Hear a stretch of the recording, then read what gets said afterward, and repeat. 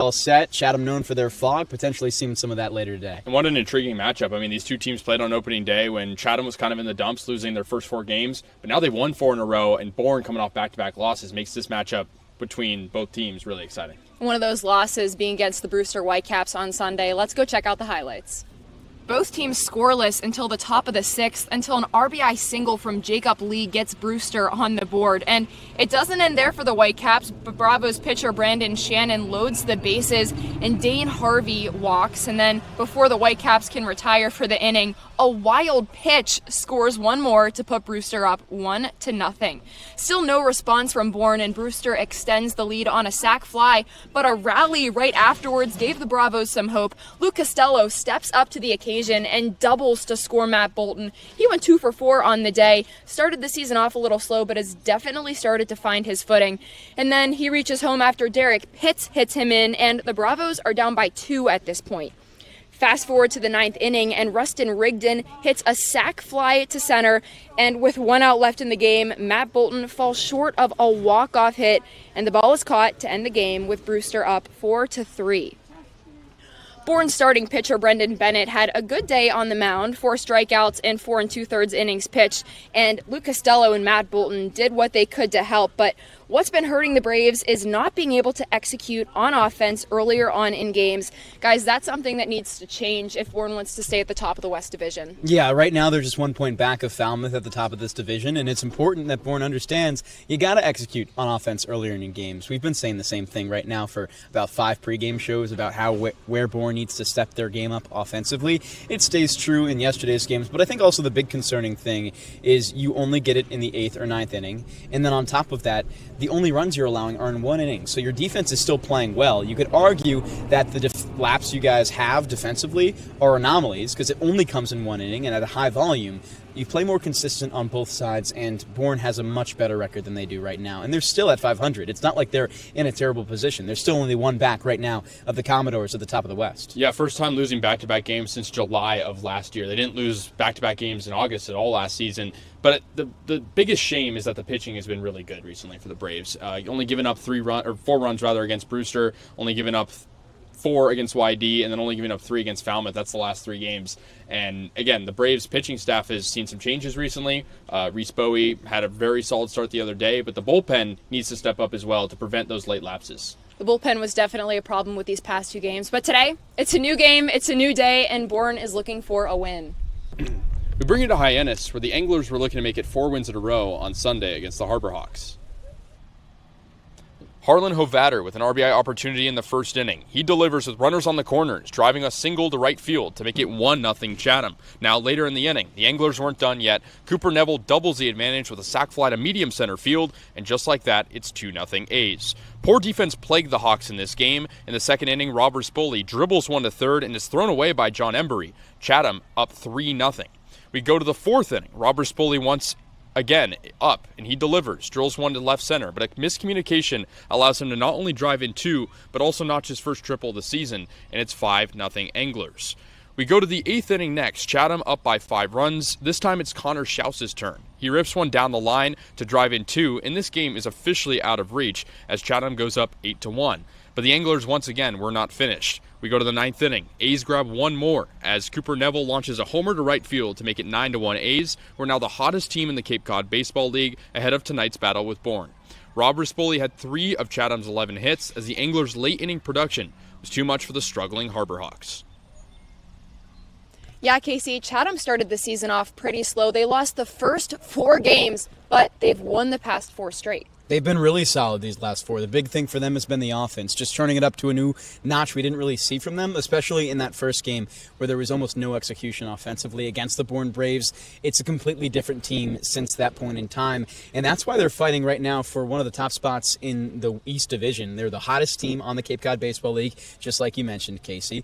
And you go into today understanding it's a very solid offense, the #1 batting average team in Chatham in the entire Cape Cod Baseball League, against what has been maybe the best pitching staff so far in the league in Bourne. It should make for a very interesting matchup, but it's whether or not the Chatham Anglers can keep this up against a solid Bourne team that has already gotten a win against them. Yeah, the offense just wasn't producing for Chatham the first 4 games. And they get that 17-run output against Katuitt, which kind of turned the tide. Yeah. And Robert Spoli, a big part of that. He had 3 hits last game, including a triple.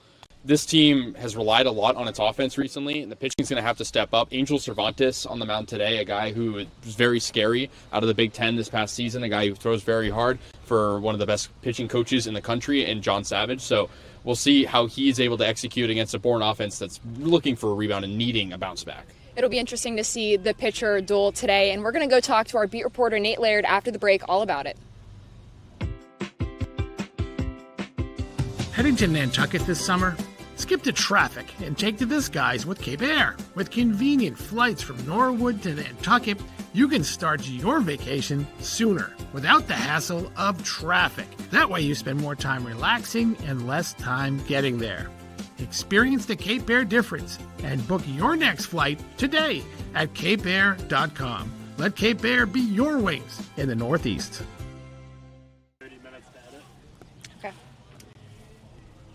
Welcome back into the Tomahawk Talk. I'm now joined by Bourne Braves beat reporter Nate Laird. Nate, Will Whalen starting again on the mound for the Bravos. What's going on with him?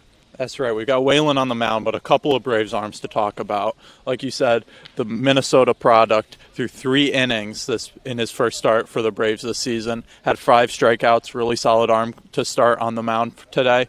But after he reaches his limit, we've got Aiden Stillman, the lefty out of Vanderbilt. He's also made a start for the Braves this season through 3 innings, had 2 earned runs in that game. But we're going to see a bit of action, kind of like the Mariners in the majors, where we've got 2 starters piggybacking off each other in today's game. Sounds like a pretty cool game to be at. What about the Anglers?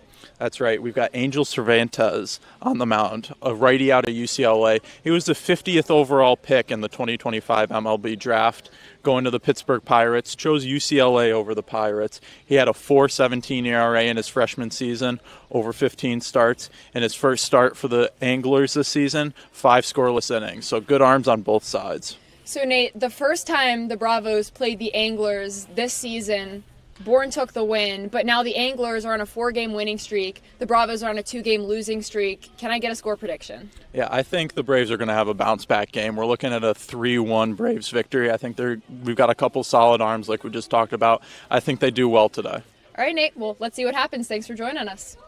Coming to a close here on the Tomahawk Talk, the Bourne Braves against the Chatham Anglers coming up soon. I'm your host, Kaydence Kilhof, alongside Devon, Jarvis, and Kasey, Kazliner. Guys, we just talked about it. The Anglers on a 4-game winning streak and the Bravos on a 2-game losing streak. Yeah, it's important for the Braves to come into this one with a little bit more urgency, especially offensively. There was that refreshing conversation you had with Lou Costello at the end of Sunday's game where he still seemed in high spirits, understanding, hey, if we just put the pieces we need to together, they're fixable mistakes, and he feels like they can come out and perform. That's always a great thing to see from inside the organization. They've got to come out here and show it against a really, really solid arm out of UCLA that has been phenomenal, hasn't allowed a run yet this season. If we see this come together for the Bourne Braves, it's definitely pushing in a solid direction against, like you mentioned, again, the hottest team in Cape Cod Baseball League. So if you can beat a very solid team right now in Chatham, set things right, you feel good once again with an off day coming soon on Thursday as well. Yeah, the Braves went 1 for 8 with runners in scoring position last game against Brewster, left 9 men on base, executing. That's the one thing we've talked about a few times already. With runners in scoring position, and especially late in games, the Braves had bases loaded, nobody out. After a few hit-by pitches, could not get the tying run to come around. They need that sense of urgency, like you said, especially late in games. And on the road, at a Chatham ballpark that tends to bring in a lot of fans, will need to execute with the pressure. I don't know about you guys, but I still have some hope for this Bravo squad. I mean, it was a last-minute rally last game, but they almost got there. I mean, there's certainly hope. We're also in June, right? We still have 2 months. So much time. Yeah, a month and a half until we see the playoffs and the championship come around. There's a lot of time for this team to figure things out. Bourne had a 4-8-1 record in the month of June last year. Right now, they're 3-3-2, which is much better than where they were exactly at this point 1 year ago. So that's something we have to understand as well. There's a lot of baseball to be played. There are still players that are going to be on this team right now, rather in June, later this month, in July, in August, that aren't here right now. And that's the biggest thing, too. These guys are still getting to know each other. We have a very solid team in front of us. Like we've talked about, the roster is excellent, but it just takes time to fit in, get used to what bats, as Scott Landers always says, and come together as a team that always plays their best under this coach in August and not in June. And as we talked about a few times, we maybe would expect a lineup change after the offense not produced in the past few games, because Scott Landers has stuck to his guns pretty consistently through the first few games, but there are guys who are making the case to move up the order, guys like Trent Carraway, Blake Schaff, Matt Bolton even, guys that are maybe toward the middle or bottom of the order that could potentially be the new leadoff hitter or hit in the top 3. Do you guys have your eyes on someone in particular for today's game to lead I would us like off? to see Cal Sefcik in a little bit more of a prominent role. I understand the statistics haven't really been there for him. He's still under the Mendoza line as a hitter, but he's such a solid player that when you look at his at-bats, he draws amazing walks. He currently leads the Bourne Braves in steals. He can, have a little bit better moments defensively. He had that one missed catch yesterday in left field in that big inning, but overall, he brings a lot of maturity to his at-bats, and he has a good swing with him. I think put in the right position, he'll once again come back to that form we knew of him last year in a Braves uniform and be a very solid player. It's hard to not talk about Andrew Costello as well, a guy who sat last game before coming in as a pinch hitter and getting hit by a pitch, but again, he's a guy who produces day in and day out, and the Braves have not had a ton of consistency on the hitting side. I want to see him get a big game today after coming off a few off days. Well, a newcomer that has started to get more consistent with time is Derek Pitts. I'm really keeping an eye on him. He's been doing pretty good thus far, and I think from here he's just going to grow before he goes to Team USA. Well, the game is almost underway. You guys are going to catch them on the call and me on the sidelines. Heading to Nantucket this summer?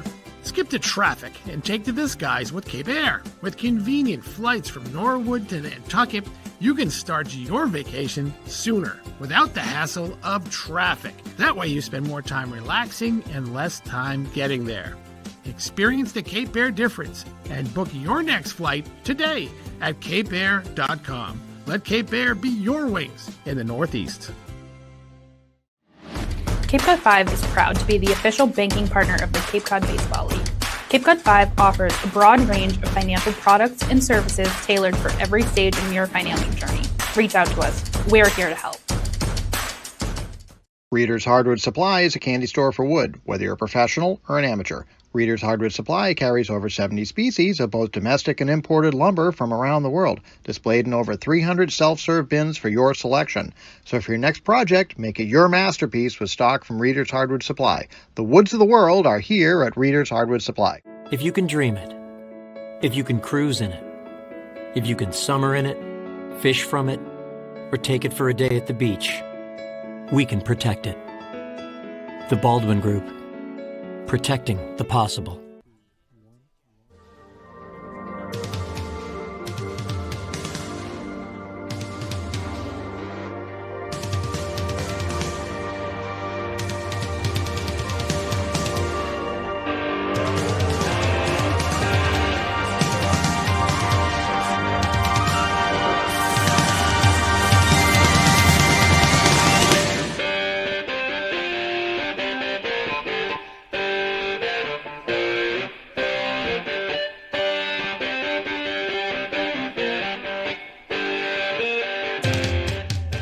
After a day off, the Bourne Braves are back playing baseball here in 2026, set for Game 9 of the Cape Cod Baseball League season.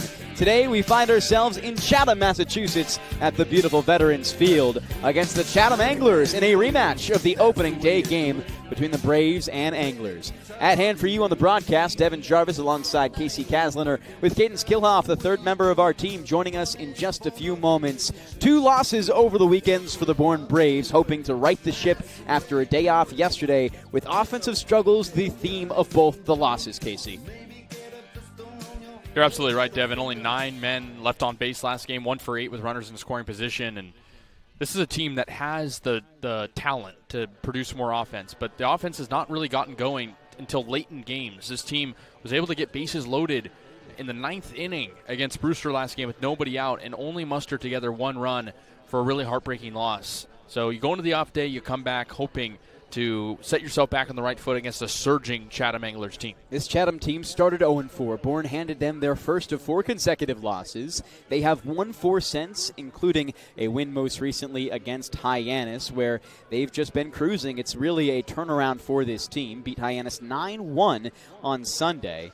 Today, Chatham looks to right the ship and avenge their loss against the Bourne Braves that they handed to them back on the 13th of June, that past Saturday. The third member of our team, Kaydence Kilhof, stands by with more field side. Hey guys, thanks so much. We hope that a full game will be played today, but if you look at the weather right now, it's super gray, it's super cloudy. There's not a t-shirt in sight, and there was a bit of a rain halt in the game against YD that Bourne played a few days ago. But for the Cape Cod Baseball League, the official rule is that a game becomes official if 5 full innings have been played, or 4.5 innings if the home team is leading.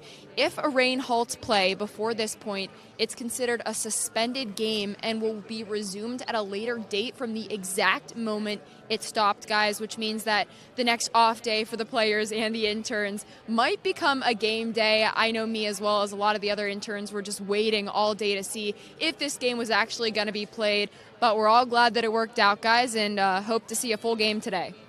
Really hope so. That would be very nice. You don't want to not only take away an off day from the players, but also not cut short on a game that should be a pretty fun one against a team that started off very hot and another team that is the hottest team in the Cape Cod Baseball League right now. The longest win streak going of any squad does belong to the Chatham Anglers with 4.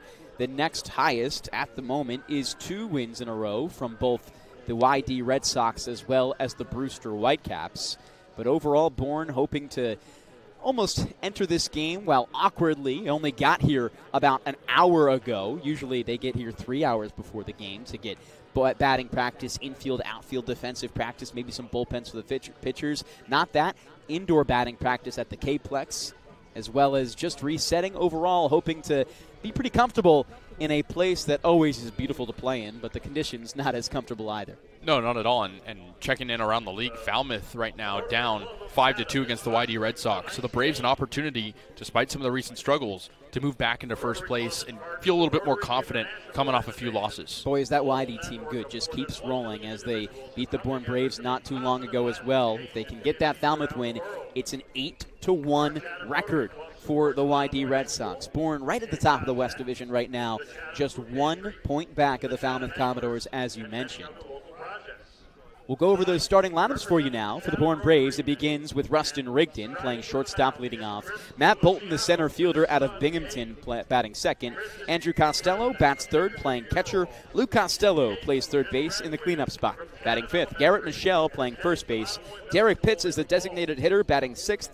Cal Sefcik is the left fielder, batting seventh. Blake Schaff is the second baseman, batting eighth. And John Stutzer is the right fielder, batting ninth. Taking a look at the Chatham defense to start things out. Outfield left to right, Bino Waters in left, Kaydence in center, and Rob Rispoli gets the start in right field. First base around the horn to third in the infield. Harlan Hovaner back at first base. He's coming off a solid game. The struggling Tyler Lichtenberger at second base. Cooper Neville, who had his first homer of the season 2 days ago and 1 game ago, at shortstop, and Kelvin Paulino at third. The catcher is Nolan Traeger, and on the mound is the UCLA Bruin, Angel Cervantes. On the other side for the Chatham Anglers, Rob Rispoli leads off and plays right field. Bino Waters plays left field and bats second. Connor Schaus is the designated hitter who bats third. Harlan Hovaner is the first baseman who plays cleanup. Cooper Neville is the shortstop batting fifth. Nolan Traeger is the catcher batting sixth. Kelvin Paulino Jr. is the third baseman batting seventh. Tyler Lichtenberger is the second baseman batting eighth. And Caden Dosa, the center fielder, batting ninth. Taking a look at the Bourne defense. Outfield left to right, Cal Sefcik in left, Matt Bolton back in center. John Stetzer plays right field. First base around the horn to third. Garrett Michelle gets the start back at first base after sitting last game. Blake Schaff at second. Rustin Rigdon at shortstop. Luke Costello at third base. And Andrew Costello, his younger brother, is the catcher. And the pitcher is the lefty, Will Whalen. Both arms, Will Whalen as well as Angel Cervantes, have seen time already in the Cape League. For Will Whalen, it was a 3-inning appearance with a 1 run allowed. 5 innings scoreless for Cervantes his time. We're hoping the rain doesn't go free-falling here at Veterans Field through this one. We'll take a short break for the national anthem and hope to play a full 9. We'll be back in just a few moments with first pitch on the other side. She's a good girl, loves her mama, loves Jesus. Massachusetts resident and don't have a bachelor's, you could be attending 4Cs for free, all while preparing for careers that actually move you forward. Aviation maintenance, nursing, dental, funeral service, we've got it all. capecod.edu/free. Heading to Nantucket this summer? Skip the traffic and take to the skies with Cape Air. With convenient flights from Norwood to Nantucket, you can start your vacation sooner without the hassle of traffic. That way you spend more time relaxing and less time getting there. Experience the Cape Air difference and book your next flight today at capeair.com. Let Cape Air be your wings in the Northeast. If you can dream it, if you can cruise in it, if you can summer in it, fish from it, or take it for a day at the beach, we can protect it. The Baldwin Group. Protecting the possible.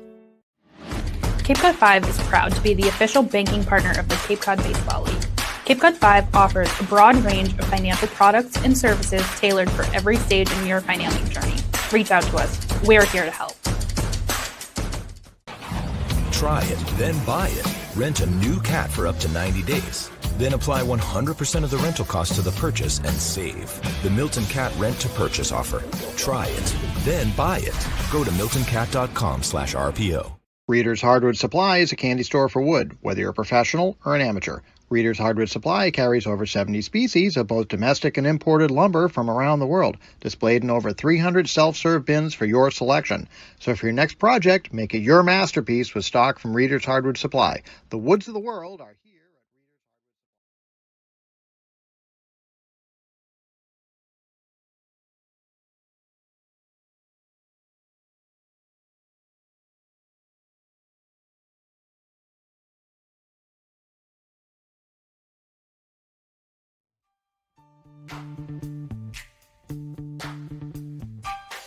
First pitch just around the corner from Veterans Field in Chatham, Massachusetts. Great to have you with us here on the Bourne Braves Broadcasting Network and Cape League TV. Devon, Jarvis, and Kasey Kazliner here with you. The Bourne Braves lineup once again from top to bottom as they will bat first here in the top of the first inning. Goes Rigdon, Bolton, Costello, Michelle Pitts, Sefcik, Schaff, Stutzer, and defensively for the Chatham Anglers, it's Waters, Dosa, Rispoli in the outfield from left to right. In the infield from left to right, Paulino, Navol, Lichtenberger, and Hovatter, as well as Traeger behind the dish catching, and Cervantes pitching for the Anglers. The umpire alignment today at home plate, it's Carl Rodriguez calling balls and strikes, Stephen Williams at first, and Brendan Murphy at third base. Each of them will switch to second depending on the alignment of the runners in the base paths. The Chatham Anglers are the home team in this game, wearing their home white uniforms with Anglers across the front, red numerals on the front with blue numerals on the back, and blue hats. On the other side, it's the Bourne Braves in their red uniforms with gray pants, blue Bourne hats, as well as white numerals, lettering, and on the front and back. Set to go here in just a few moments. Cervantes hitting the ball for the Chatham Anglers. He looks excellent both in his career with UCLA as well as so far on the Cape. Yeah, he's only 18 years old. That's the biggest thing. He's just finished his freshman season at UCLA, pitched to a 4.17 ERA in just under 50 innings of work as a freshman. He is quite the character, has a little mini dinosaur I'm sure we'll talk about later, a little toy he just put on the mound next to him. There's a whole story behind that I'm sure we'll get into later, but he has pitched 5 innings so far, and with Chatham hasn't given up a run, and again, he's a guy who's going to throw strikes. He does not walk a ton of guys, only 15 this past season at UCLA in just about 50 innings of work, and striking out 37. So when you're part of one of the best pitching staffs in the country like UCLA, playing for one of the best pitching-minded coaches in John Savage, you know you're going to come to the summer with a little bit of extra oomph, and Angel Cervantes is one of those guys. He surely looks to put down this talented Bourne roster that's been underperforming early in games having a pitcher like him against the Bourne Braves tonight will certainly not make things easy. And the Braves hoping to start a little bit better offensively. It's Rustin Rigdon as the shortstop, slotting in as a switch hitter who will pitch from the left side to start. He digs his white cleats into the lefty's batter's box, greets the catcher in Nolan Traeger, as well as the home plate umpire in Carl Rodriguez. So far this season, Rustin Rigdon has been solid.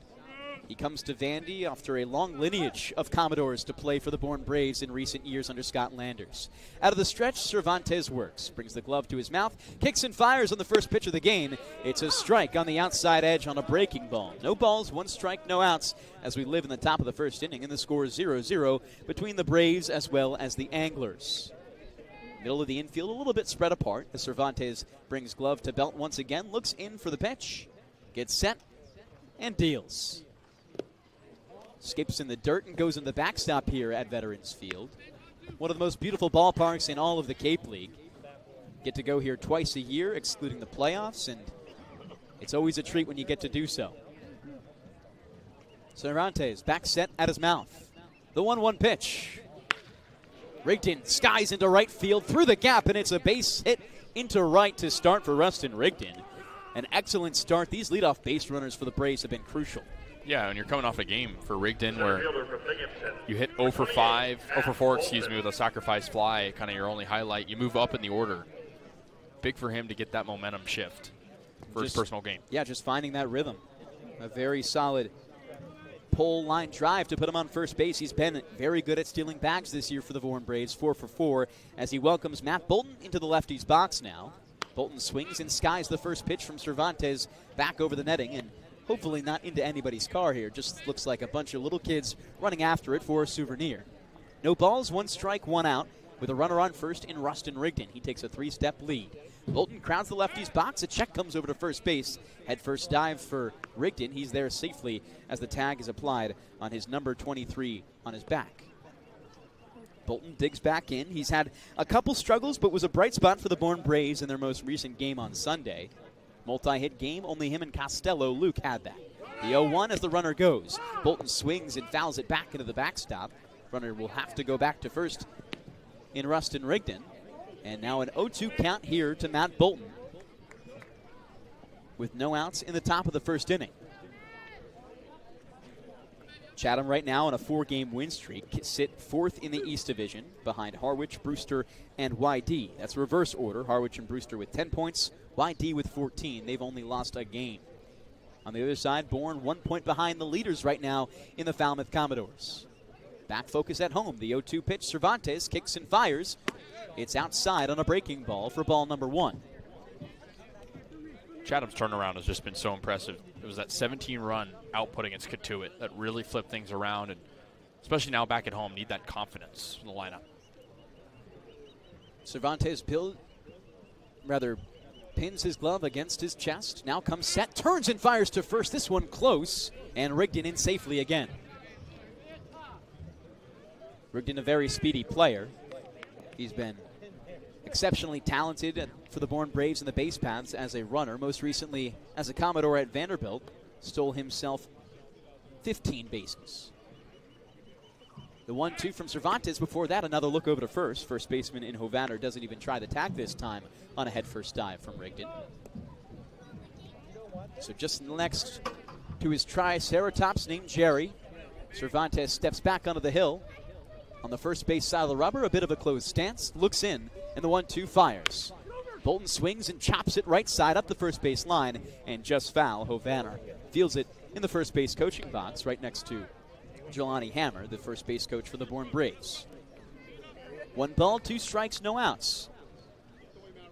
Not often have you seen base runners against Cervantes.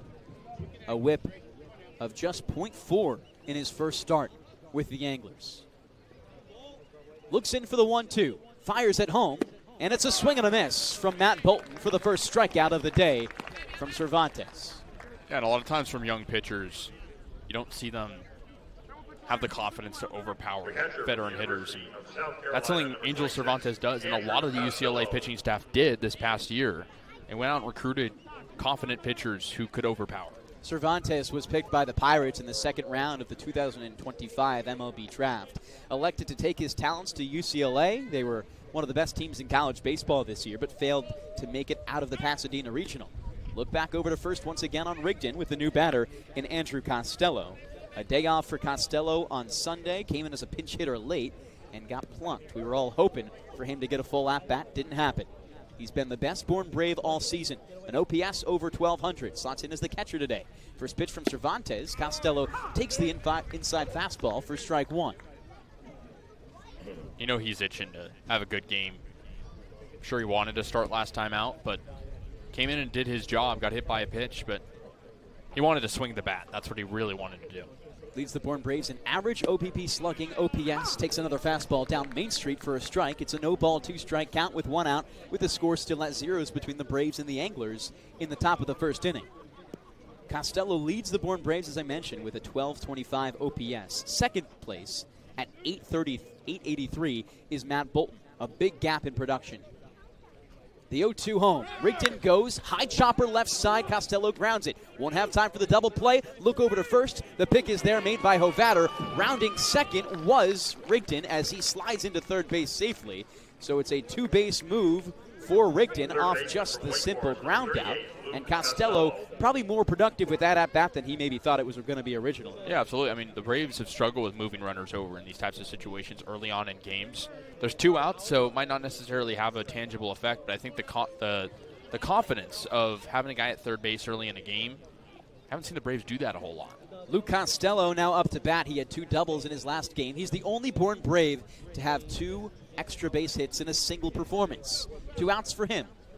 He takes the first breaking ball inside, hits off the catcher, and Traeger dribbles back toward the mound, and Traeger receives before any motion at third base from the runner in Rustin Rigdon. Rigdon has scored twice so far this summer, looking to make it 3 times. The Bourne Braves scored once in each of the first 5 innings against the Chatham Anglers last time they played on June 13th, Cape Cod Baseball League opening day. 1 ball, no strikes, 2 outs. Cervantes shakes off the first pitch. Still works out of the stretch on the first base side of the rubber. Brings glove to chest. Looks in against Costello and fires. Costello swings and skies it to shallow right field. First baseman in Hovatter clears the way, makes way for the second baseman in Lichtenberger as he makes the grab for out number 3. And it's 4 batters that Cervantes needs to eventually retire the side. The Braves scoreless after the first inning as we take things to the bottom of the first after this short break on the Bourne Braves Broadcasting Network and Cape League TV. Cannot be used to reproduce the game players around.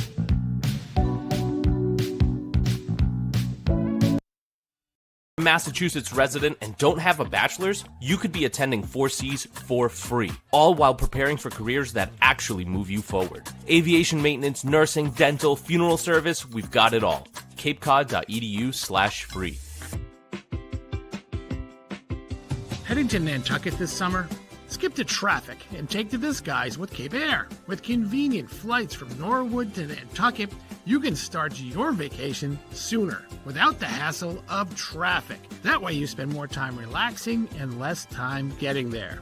Experience the Cape Air difference and book your next flight today at capeair.com. Let Cape Air be your wings in the Northeast. Cape Cod 5 is proud to be the official banking partner of the Cape Cod Baseball League.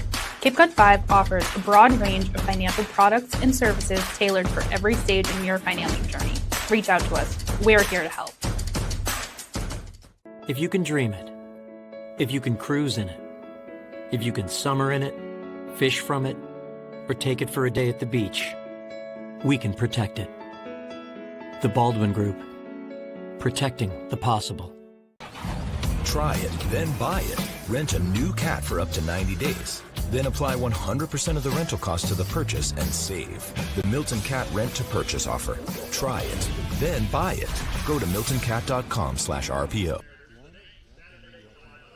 At 6:05 p.m. Gates open at 1:45. Tickets are $10 each. Back at Veterans Field in Chatham, Massachusetts for game number 9 of the Cape Cod Baseball League season between the Braves and Anglers. Devon, Jarvis, Kasey, Kazliner with you for the bottom of the first inning as we go into it. Bourne threatened with a runner in scoring position all the way to third base for Rustin Rigdon. Can't bring it down, can't bring him home. So now they give way for Will Whalen to take the mound for the Bourne Braves in his second start on this season. For the Anglers, once again, that lineup: Rispoli, Waters, Schaus, Hovatter, Neville, Traeger, Paulino Jr., Lichtenberger, Dosa. In the outfield and infield alignments for the Bourne Braves: Sefcik, Bolton, Stutzer, left to right in the outfield. Costello, Rigdon, Shaft, Michelle in the infield from left to right. And Costello behind the dish. Second start of the season this summer for Will Whalen with gray, windy skies above. He hopes to be solid. Rob Rispoli, the righty, digs in with an open stance to the back of the box. The first pitch from Whalen. He misses high and upstairs for ball one. Will Whalen, a veteran to the Bourne Braves, an all-star back in 2025 with the team exclusively in a relief role. Didn't start any games for Minnesota this past spring either. The 1-0, Rispoli swings and fouls it back into the netting. And we'll keep it going. 1 ball, 1 strike, no outs in bottom 1. Struggled a little bit with command that first start. Walked 3 guys in 3 innings, but you can tell there's a lot of confidence in him. One of the many lefty starters on this team. Hoping to have a solid outing today. The 1-1, Rispoli takes high. Rispoli through now 4 games this season, a .400 batting average, just 1 RBI on the year, a double and a triple to go with his 4 hits. The 2-1, out of the stretch, Whalen stands at first base side of the rubber, kicks and fires, high and outside, and the control a problem early for Will Whalen. That was the same problem he had against Katuit 1 week ago. 7 days ago. And it's windy and cold. That's certainly going to affect command to some extent. Hard to get pitchers warm. 3 balls, 1 strike, no outs. Whalen set at his belt on the mound. A deep breath as he rocks and deals. High and upstairs again. It's a 5-pitch walk to Rispoli to begin the bottom of the first inning.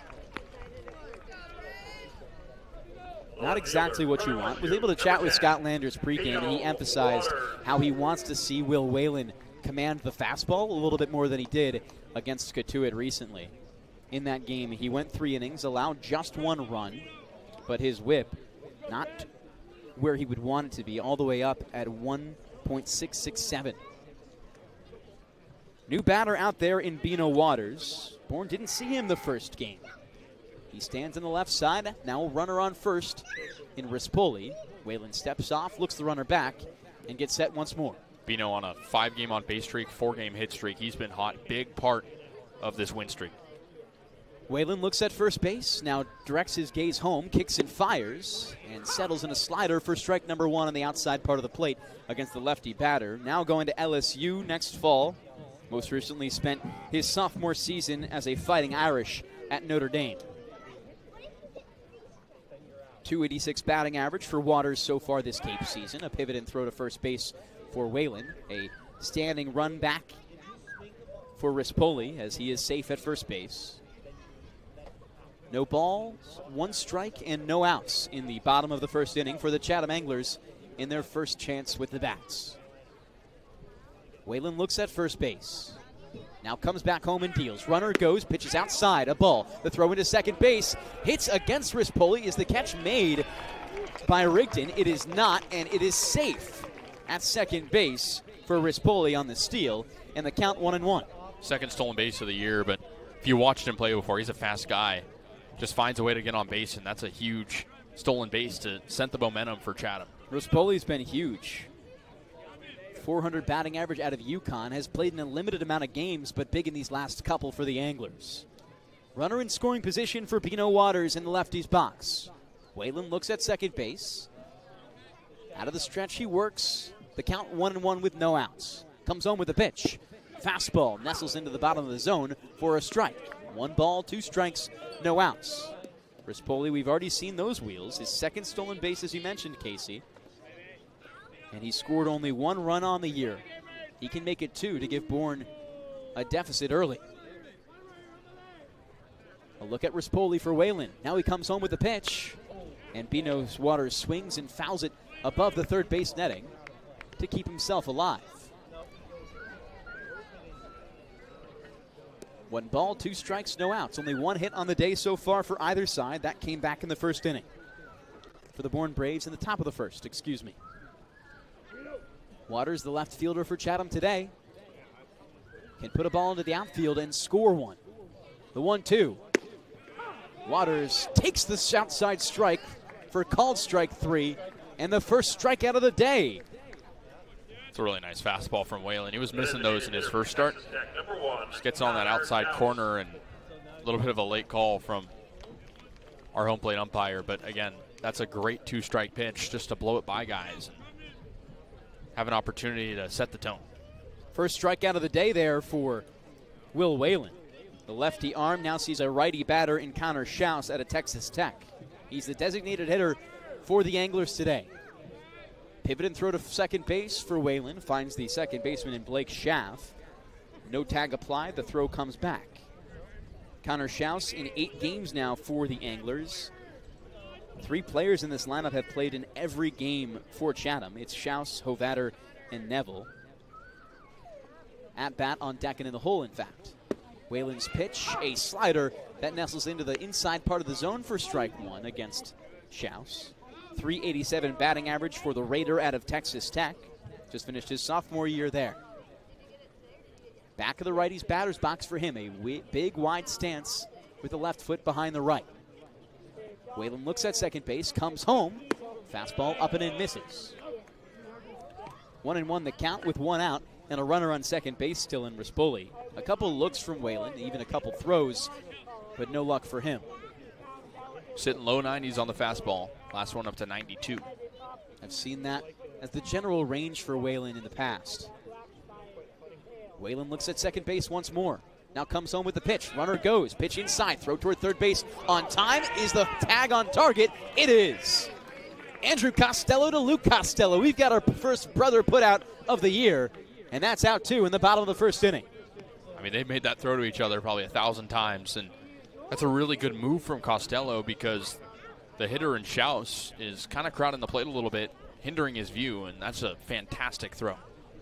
Bourne has bumped up their caught stealing percentage significantly in these past couple games. Here's the 2-1 now from Will Whalen with nobody on and 2 outs.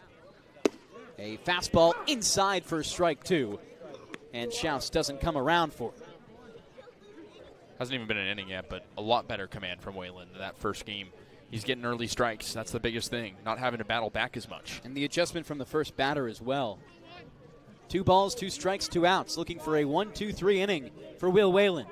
The pitch, way upstairs, gets away from Costello and dribbles just right of the Chatham logo that is spray painted just behind the batter's boxes and home plate dirt. It's a nice touch to a field. Full count here for Will Whalen, hoping to keep it clean. Looks in for the pitch, kicks and fires. Breaking ball just inside. It's another walk for Whalen. It's a competitive pitch. It's unfortunate he couldn't get it there as it floats just above the zone a little bit. But again, you'll take a quick inning if you're Whalen, trying to get some length after only going 3 innings your first start. Harlan Hovatter now to Mississippi State in the fall. Just finished his sophomore season at Meridian Community College. He stands on the left side. The lineup so far has gone righty-lefty, righty-lefty for the Anglers, but a 5 lefty, 4 righty overall lineup for them this afternoon. 2 outs and a runner on first in Schaus. Pitch comes home on a breaking ball for strike 1 on the outside part of the zone at 87 miles per hour. 0-1 with 2 outs. On first base, it is Schaus. He's 1 for 1 stealing bags so far this summer, but not typically the speediest guy. Hovatter at the plate, a .233 average. Sees the second pitch, swings, grounds it hard to the right side for the second baseman in Schaff. A quick toss to first base, and that one is easy. A 4-batter inning, 2 put on by walk, but a clean one there for Will Whalen as we take things to another break here. End of the first inning, 0-0 between the Braves and Anglers. Don't take no rhythm. Don't take no style. Massachusetts resident and don't have a bachelor's, you could be attending 4Cs for free, all while preparing for careers that actually move you forward. Aviation maintenance, nursing, dental, funeral service, we've got it all. capecod.edu/free. Heading to Nantucket this summer? Skip the traffic and take to the skies with Cape Air. With convenient flights from Norwood to Nantucket, you can start your vacation sooner without the hassle of traffic. That way you spend more time relaxing and less time getting there. Experience the Cape Air difference and book your next flight today at capeair.com. Let Cape Air be your wings in the Northeast. Cape Cod 5 is proud to be the official banking partner of the Cape Cod Baseball League. Cape Cod 5 offers a broad range of financial products and services tailored for every stage in your financing journey. Reach out to us. We're here to help. If you can dream it, if you can cruise in it, if you can summer in it, fish from it, or take it for a day at the beach, we can protect it. The Baldwin Group. Protecting the possible. Try it, then buy it. Rent a new cat for up to 90 days. Then apply 100% of the rental cost to the purchase and save. The Milton Cat Rent to Purchase offer. Try it, then buy it. Go to miltoncat.com/RPO. Top of the second inning in Chatham, Massachusetts. It's Bourne Braves and Chatham Anglers 0-0 after one. Both threaten, neither can come around to score. And now to the heart of the order for the Bourne Braves with Garrett Marshall leading off. The redshirt junior, just finished that season at Arizona State, is now a third-year member of the Bourne Braves this season, looking to be the all-time games played leader. If he stays here all summer, he'll achieve it. Goes against Adriel Cervantes, who looked really solid after putting the first runner on back in top one. Kicks and fires for the first pitch. It's outside against the lefty batter in Michelle, and the righty pitcher in Cervantes has a 1-0 count to start with no outs in the top of the second. Garrett Michelle looking for a little bit of a more solid day as he's had recently. He took the day off on Sunday this past game as the 1-0 by Cervantes draws a swing and a miss from Michelle. It's the part of the order you want up right now if you're Bourne. You had a pretty solid first inning getting the guy to third. Michelle, Pitts, and Sefcik are three guys that have actually produced recently. Trying to get the pitch count up on Cervantes. Out of the wind on the 1-1 for Cervantes. Draws another swing and miss. Nice breaking ball by the UCLA Bruin. Down at 83 miles per hour. It's a 1-2 count as Cervantes looks for his second strikeout of the day. Michelle, the first batter once again here of the top of the second. Wants to start things off hot for Bourne. Waggles his bat in the lefty's box. The righty arm on the mound kicks and fires. It's low and outside this time to square up the count at deuces. Only one hit so far for the Braves. That was Rustin Rigdon, the leadoff man in the first. Set a good tone, got all the way to third base, and couldn't come home. Michelle in the lefty's box again, gets ready. The 2-2 pitch comes home. Michelle checks his swing. It's a called strike nonetheless for strikeout number 2 on the day for Cervantes. It's a fastball, 91 miles an hour. Not necessarily an overpowering velocity, but kind of has a little bit of glove side run on the outside part of the plate, and that's a fantastic pitch. Sets him up well. He sees now Derek Pitts heading to Team USA very soon here. Might be his last game or one of his last games in a Bourne Braves uniform this summer. Takes the first pitch on a fastball as Cervantes falls off the mound. And it's a ball inside, down at 89. That's a little scary. Don't want to see that. We were told the field in very solid condition for the rain that did hit Cape Cod. Couple games canceled on the Cape as Cervantes gets into the 1-0 winds, fires on a fastball, and it misses outside. The Braves here hoping to play a full 9 innings. Harwich and Hyannis not even playing their game today due to rain. And Harwich only 20 minutes from here, Hyannis about 40. That's where the game's being played. The 2-0 high against the Cincy batter in Pitts. And the 6 hitter for the Bourne Braves is set up well to draw the first walk of the game against the Bruin pitcher. Just need to get 5 innings done. Rain's supposed to hit us around 9 p.m. 3 balls, no strikes, and 1 out. Righty on righty, the fire. Up and inside, and it's a 4-pitch walk to Derek Pitts. Not too bad when you don't have to bring the bat off your shoulder. No, not at all. And Pitts has speed at first, so it's a guy you want to have on. Bourne had a very speedy lineup on Sunday. Wouldn't say as speedy, but still got some good legs in there. Rustin Rigdon, Matt Bolton, Derek Pitts on first base now. And Cal Sefcik up to bat for the Braves. Cincy teammates between Pitts as well as Sefcik. Two very good guys. Although Sefcik said if there's one player on the Bourne Braves he wouldn't let date his daughter, it would be Derek Pitts. Always fun to see the banter between teammates. Cervantes is first offering a strike in the upper inside quarter of the zone. No balls, 1 strike, 1 out. Pitts on first base. Let's see his lead. 1, 2, 3, and 2 more shuffles after that. A large lead on first base against the righty arm with his back turned to Pitts. He spins and fires and throws to first, and it's just late on the head first dive. Tag applied on the back of Pitts. Sefcik looking for a little bit brighter pastures as of recent. A solid on base percentage at .333, but the batting average all the way down at .167. Only 1 extra base hit for him this season. The 0-1 pitch. Sefcik checks his swing above the zone. Not a strike in the deferral of first base for Steven Williams. Says he does not come around. Cal Sefcik hoping to make a name here on the Cape League in a Bourne Braves uniform for the second year before the draft comes in July. Stands with an open stance, receives the 1-1, swings and lines it back into the netting. He doubled the first game against Chatham. Set the tone for a season a little bit. Hasn't had the same fortunes, but maybe he can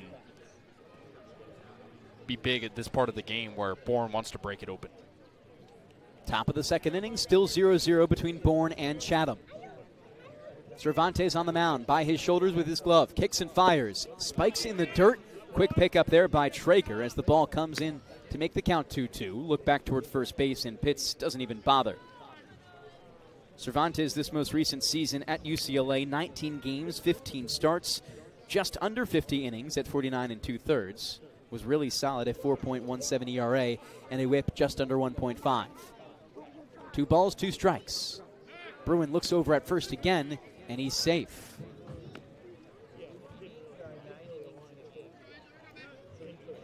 It's Sefcik, Schaff, Stutzer, and then back to the top of the order for the Braves. Just 1 out here in the top of the second. Glove at the chest for the arm in Cervantes. Looks in and fires. Runner goes. It's a hit and run. Sefcik skies it to the right side. First baseman Hovaru travels down the first base line, makes the grab, and back on first base is Pitts safely before the double up. 2 outs now in top 2 with Blake Schaff up to bat for the Braves. Kind of a risky move for Pitts because he was only about 2 steps off of first base. He did not have a big lead. So I don't know if he would have been safe anyways. Able to be safe, but very close, like you mentioned. Was honestly bang bang right as he got back to first. Blake Schaff now up. Just finished his junior season at Wake Forest. And he steps into the left side with still a runner on first base with the Bourne Braves. Derek Pitts there at first. We've seen him go in motion already. Schaff takes the first breaking ball low and outside, down at 90 miles per hour. 1 ball, no strikes, 2 outs in the top of the second inning. Still scoreless as we live here in top 2. Pitts, again, a large lead on first base. Rather, a small first lead, and now just at 2 steps for him. Now he takes a large lead. The pitch comes home, a fastball low in the dirt, and Traeger receives before it gets away from him. Fetches a new ball from the umpire in Rodriguez and returns it back to the hill for Cervantes. 2-0 the count with 2 outs. Schaff has been one of the better bats for the Braves so far this season, hitting .286, an on-base percentage of .400. Cervantes looks in from the hill. On the first base side of the rubber, he kicks and fires. Schaff swings and softly lines it into shallow right field. Stutzer back, and, the right fielder in Rispoli makes way for Dosa, the center fielder, to make the grab, and that's out number 3 as the Bourne Braves strand a runner on the base paths once again. We'll step aside for another break as we head to Middle 2 on the Bourne Braves Broadcasting Network and Cape League TV.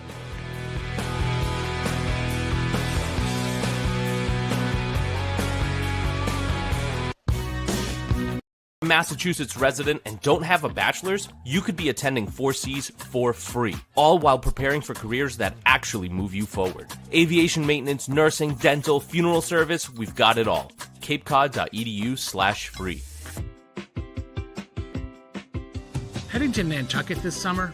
Skip the traffic and take to the skies with Cape Air. With convenient flights from Norwood to Nantucket, you can start your vacation sooner without the hassle of traffic. That way you spend more time relaxing and less time getting there.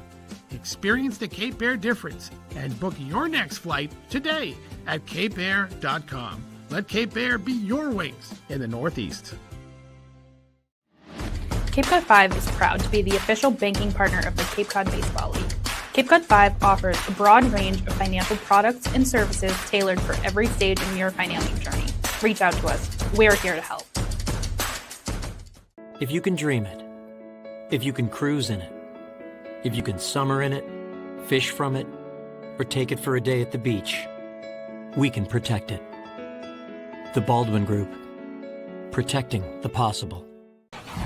Try it, then buy it. Rent a new cat for up to 90 days. Then apply 100% of the rental cost to the purchase and save. The Milton Cat Rent to Purchase offer. Try it, then buy it. Go to miltoncat.com/RPO.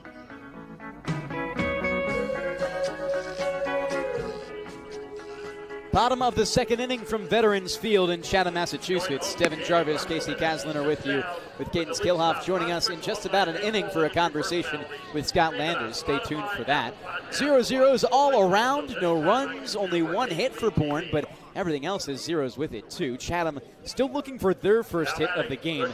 Have had two base runners by way of the free pass and a base on balls against the arm in Will Whalen, who steps into his second inning of work looking for a touch more efficiency. 18 pitches back in that first inning, can keep it a little cleaner here with less balls. Cooper Neville, the batter up out of the left side for the Anglers, just finished his junior season at Dallas Baptist and plays shortstop for the Anglers today.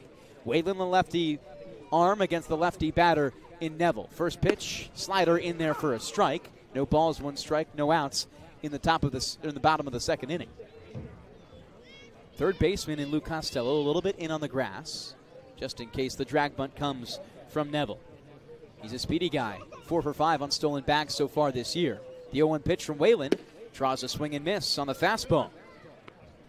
It's an 0-2 count early for Will Whalen. We talked about this, Kasey. The command on that fastball so crucial. Yeah, and he had it a little bit in the beginning of the inning, but it faded a little bit as it went on, and it drove up this count after the walk and the ground out. Comes set at his belt for the 0-2. Looks in against Neville. The lefty on lefty matchup fires. Slider gets him swinging. Strikeout number 2 on the day for Will Whalen, as he looks very clean in this one to start. Yeah, a lot of break on the glove side on that slider, and it's a really tough pitch to hit.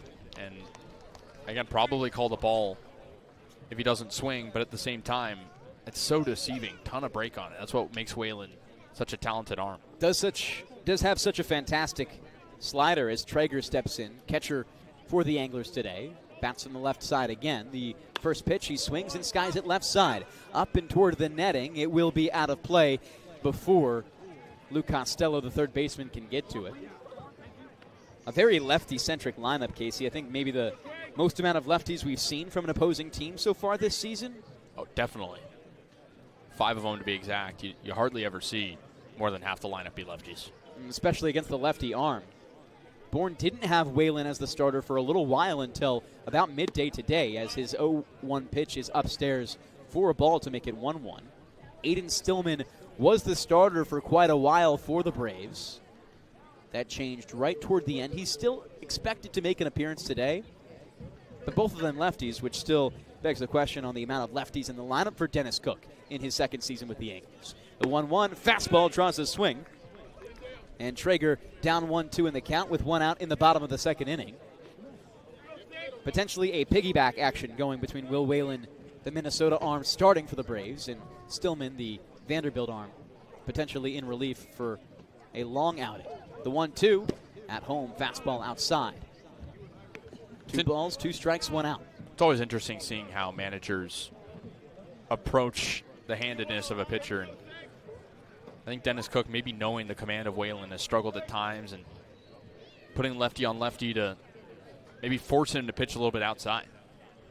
Whalen's 2-2. Deep breath, kick, and fire. Fastball, another swing and miss. Rather, the changeup low and outside gets him swinging. And back-to-back Ks for Will Whalen here in the second inning. Once again, he puts it on the outside corner, a little bit of run on it. And again, those are two lefties, to our point, that weren't able to make contact. The only two righties that have got, or the only two hitters for Chatham that have got on base have been righties today.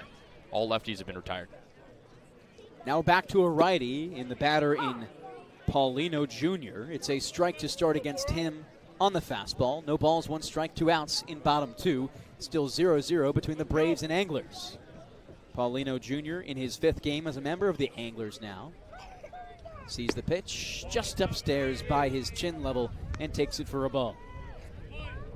Paulino Jr. out of Florida State just finished his freshman season there. So John Stutzer on the other side of the Bourne Braves. Good friends with him, you can imagine. Both freshmen Seminoles. Whalen's 1-1, kick and fire. Fastball, swing and a miss from Paulino Jr. 1 strike away from striking out the side. Wonder if he goes back to the slider. Probably a little bit less effective against the right-handed batters, but you never know. 1 ball, 2 strikes, 2 outs. Whalen looking for another punch out, would be his 4th of the game. The pitch, check swing foul. Just to protect one there by Paulino Jr. as it dribbles toward the third base dugout where the Braves reside. Tried to overpower him with the fastball that time. And thinking maybe an off speed here. You have some pitches to work with. 1-2 count with 2 outs. Whalen looks in for his pitch, nods at the signal, and gets set. Up to 30 pitches now. Almost through 2. The pitch, an off speed. You were right. It's put high and back behind the netting for a foul ball as the count remains at 1 ball and 2 strikes. The sky getting pretty dark here. We'll watch that weather for you as the game goes on. We're crossing our fingers to get through 5. Whalen's 1-2 once more. Looks in against Paulino Jr. Hard grounder left side. Picked up there by Costello. Fires across the diamond high into the glove of Garrett Michelle for out number 3. And up to 32 pitches, Will Whalen is on an efficient first 2 innings for the Bourne Braves. Yeah, and it's really good to see Whalen's pitch count stay efficient. That was only a 14-pitch inning for him. And again, 2 strikeouts. He's now up to 3. That's a guy that you want to get settled in early on in the game. Before we step aside, let's hear quickly a word from our sponsors. Keystone Place at Buzzards Bay, Bourne's premier senior living community. Conveniently located adjacent to the Cape Cod Canal. Visit us at Keystone Place at buzzardsbay.com. Marty Chevrolet, your dealer for the people, proudly supports the Bourne Braves baseball team. See all our cars and trucks at martychevrolet.com and go Braves.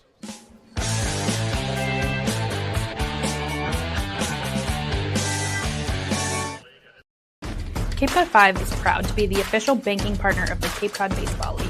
Cape Cod 5 offers a broad range of financial products and services tailored for every stage in your financing journey.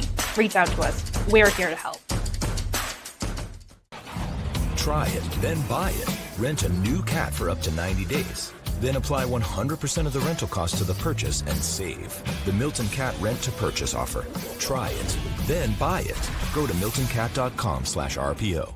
Reader's Hardwood Supply is a candy store for wood, whether you're a professional or an amateur. Reader's Hardwood Supply carries over 70 species of both domestic and imported lumber from around the world, displayed in over 300 self-serve bins for your selection.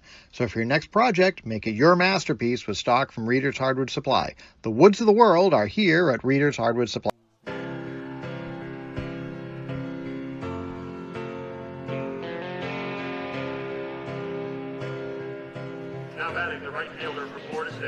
More baseball, top of the 3rd inning between the Bourne Braves and the Chatham Anglers.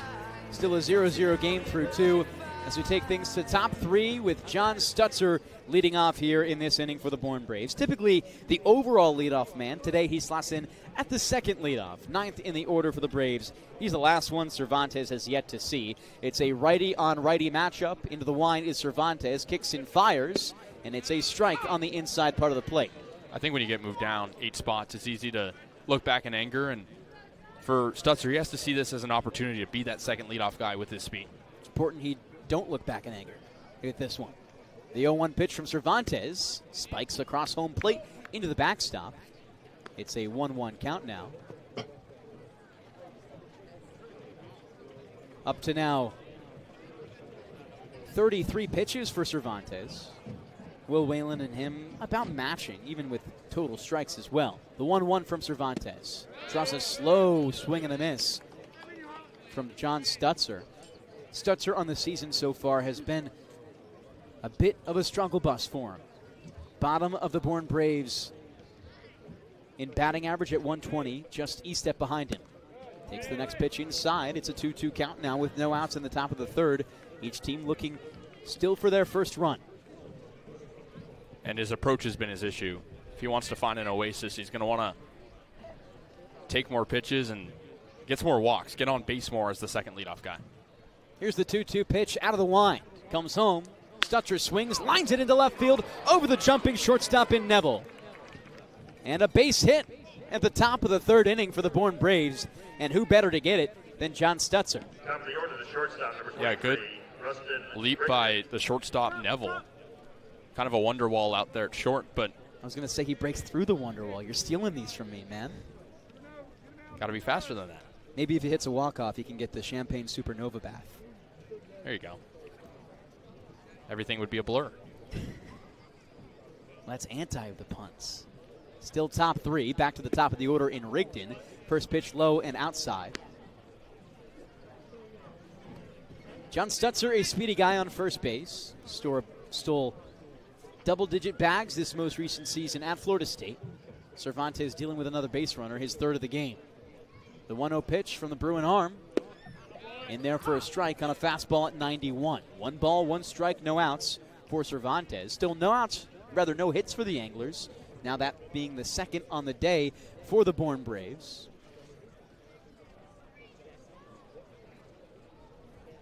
Here's the 1-1 from Cervantes. Rigdon swings and bounces it into the Bourne dugout.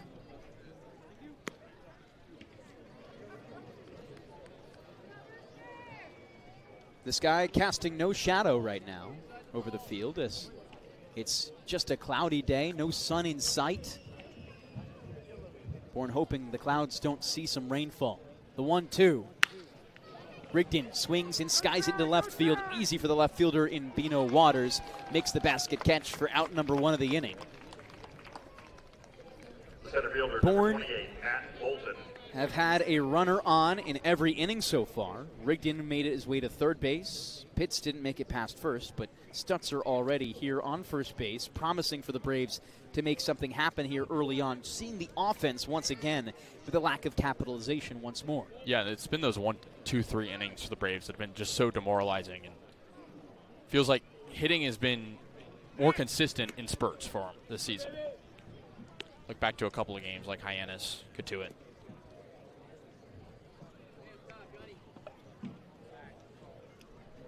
Look over at first base there for Stutzer. He's in safely. Now back at home for the new batter in Bolton. Cervantes, his second time facing him, sees a ground ball hard through the right side. And Stutzer around second base slowly comes back in. And now 2 runners on for the Bourne Braves in the top of the third inning. Now batting for Bourne, the catcher. I can't remember the last time the Braves had 2 hits in 1 inning this early in the game. No, it's been a while. It's been early. And that's what you need against a pitcher like Cervantes, who doesn't walk a lot of guys, has very good command. Being able to put the ball in play when he's giving you pitches to hit. That's huge, and now you have your best hitter up with a runner in scoring position. Andrew Costello entered the game with a 12.25 OPS. He looks to put that to work here against the arm in Cervantes. Had a ground out to short that advanced a runner from first to third his last time up. Dinks into the right side, righty on righty matchup. The pitch comes home, and a big swing and a miss for Andrew Costello to start. And to be exact, Kasey, the last time we saw multiple hits in any of the first 3 innings for the Bourne Braves, you're going to have to go back all the way to the second inning of game number 4 as the pitch comes in for a strike against Costello. He's down 0-2 early. So that was all the way on the 16th.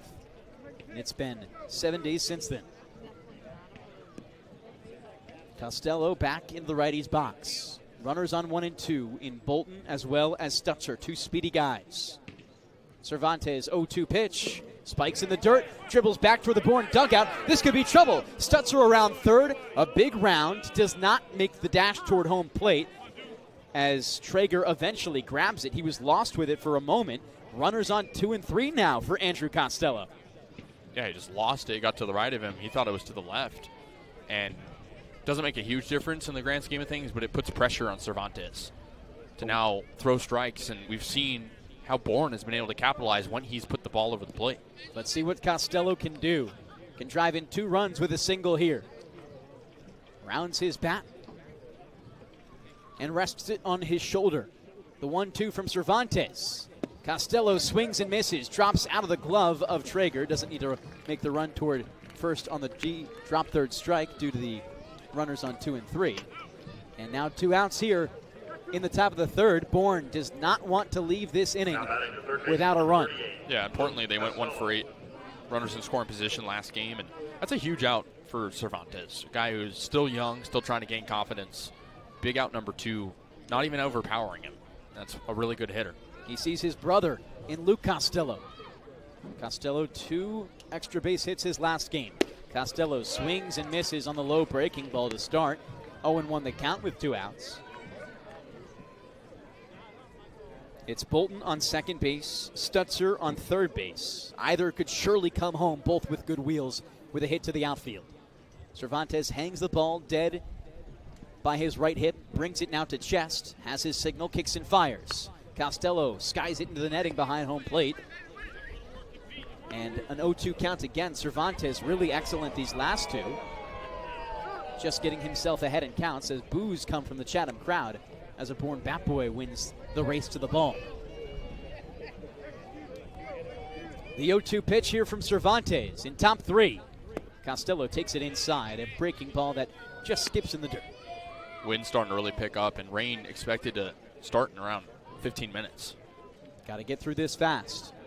Wind blowing directly from right to left field.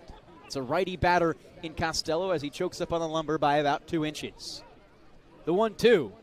Costello takes the fastball by his chin for a ball. 2 balls, 2 strikes, 2 outs. The score is still at 0s for the Anglers and the Braves. No coverage here for the fans. Might see a mass exodus if we really do get some rainfall. Haven't really heard any Bourne support to begin with. May even things out a touch. The 2-2. Costello swings and misses.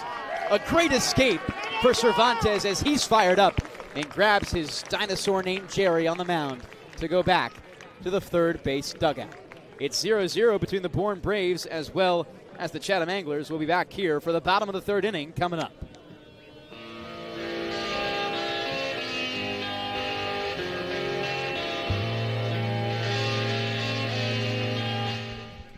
Massachusetts resident and don't have a bachelor's, you could be attending 4Cs for free, all while preparing for careers that actually move you forward. Aviation maintenance, nursing, dental, funeral service, we've got it all. capecod.edu/free. Heading to Nantucket this summer? Skip the traffic and take to the skies with Cape Air. With convenient flights from Norwood to Nantucket, you can start your vacation sooner without the hassle of traffic. That way you spend more time relaxing and less time getting there. Experience the Cape Air difference and book your next flight today at capeair.com. Let Cape Air be your wings in the Northeast. Cape Cod 5 is proud to be the official banking partner of the Cape Cod Baseball League. Cape Cod 5 offers a broad range of financial products and services tailored for every stage in your financing journey. Reach out to us. We're here to help. If you can dream it, if you can cruise in it, if you can summer in it, fish from it, or take it for a day at the beach, we can protect it. The Baldwin Group. Protecting the possible. Try it, then buy it. Rent a new cat for up to 90 days. Then apply 100% of the rental cost to the purchase and save. The Milton Cat Rent to Purchase offer. Try it, then buy it. Go to miltoncat.com/RPO. Zeros all around between the Braves and Anglers as we take things to the bottom of the third inning. Anglers back up to bat here home in Chatham, Massachusetts at Veterans Field. Just 7 batters shown so far for the Anglers against the arm in Will Whalen, who's looked excellent so far in his second start this summer. He sees Lichtenberger, Dosa, and back to the top of the order for Rispoli in this inning. First pitch from Whalen, upstairs against Lichtenberger. Little matrix action to dodge the pitch. It's a 1-0 count with no outs in the bottom of the third. 2 strikeouts in the last frame for Whalen. He's up to 3 total. Looking to continue that efficiency here. Works on the first base side of the rubber, in out of the stretch, kicks and fires. Fastball draws a half swing. He doesn't come around, and the pitch called a ball. And suddenly we've seen a lot better command from Whalen. Last inning was efficient, only 14 pitches thrown after 18 in the first inning. Just a lot better command of the fastball. 2 balls, no strikes. Looking to find that command once again in this at-bat. Whalen's pitch. That one finds a piece of the zone in the bottom outside corner. Lichtenberger, the worst batting average in this Chatham lineup today at .077. He's playing in his 7th game of the year.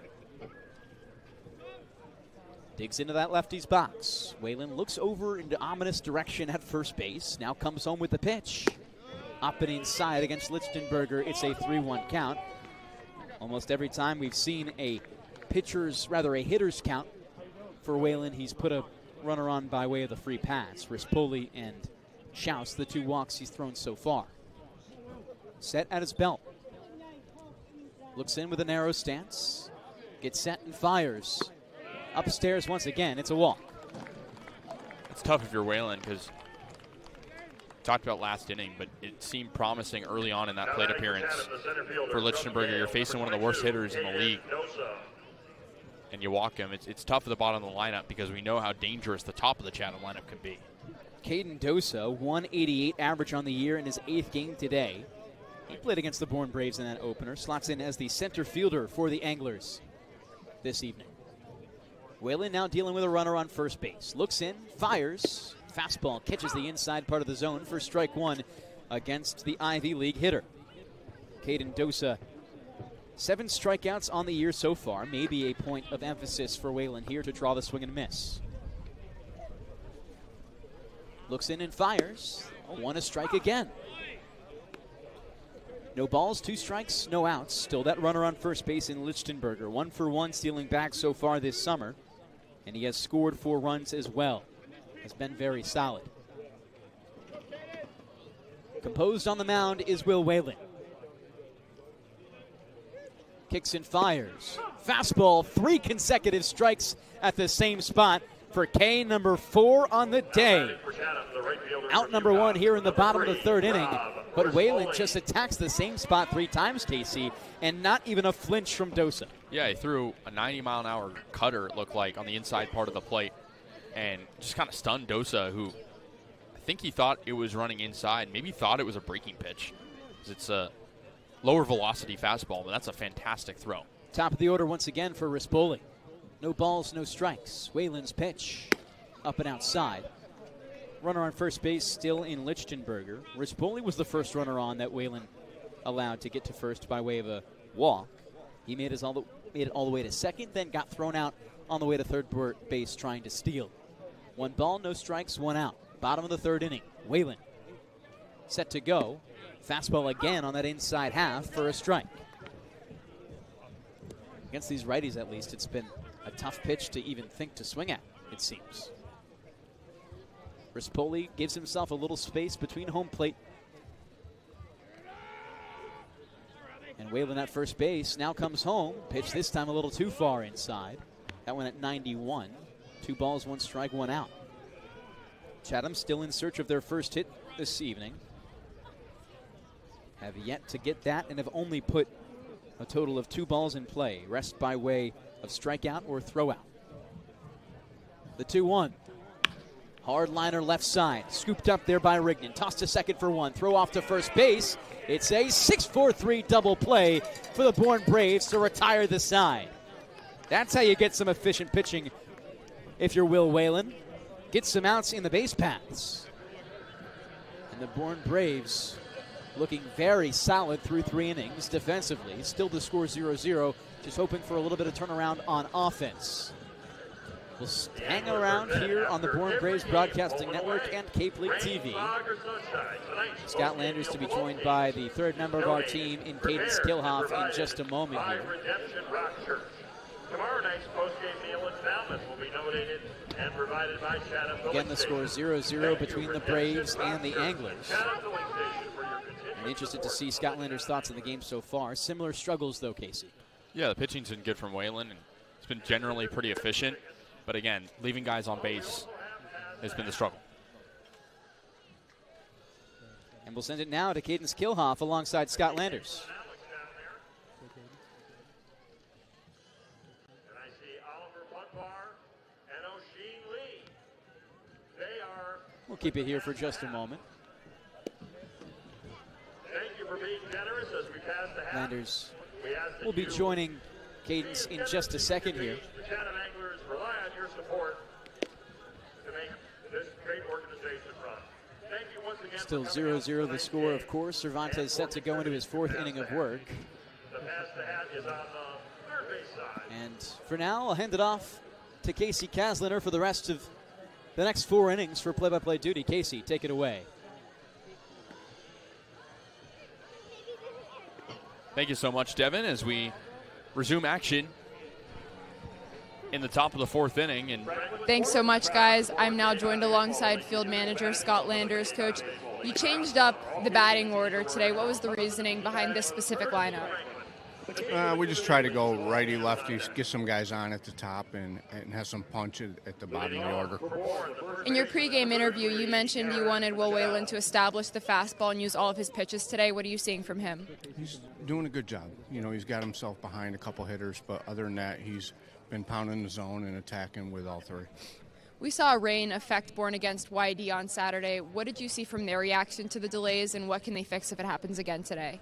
We'll be okay. They were fine with those the other day. It was only 20 minutes, so I think we're rain-free, hopefully till 10 o'clock, so hopefully the fog doesn't come in. I don't know. It got changed to 15 minutes a little bit ago, so I guess we'll have to see what happens. But thanks so much, Coach. Appreciate it.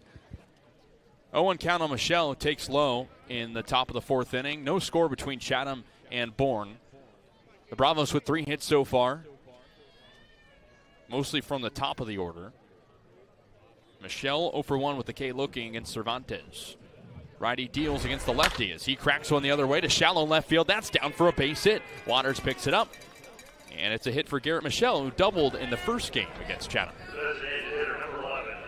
Not too bad for Garrett Michelle, a guy who's been in a little bit of a slump, Kasey.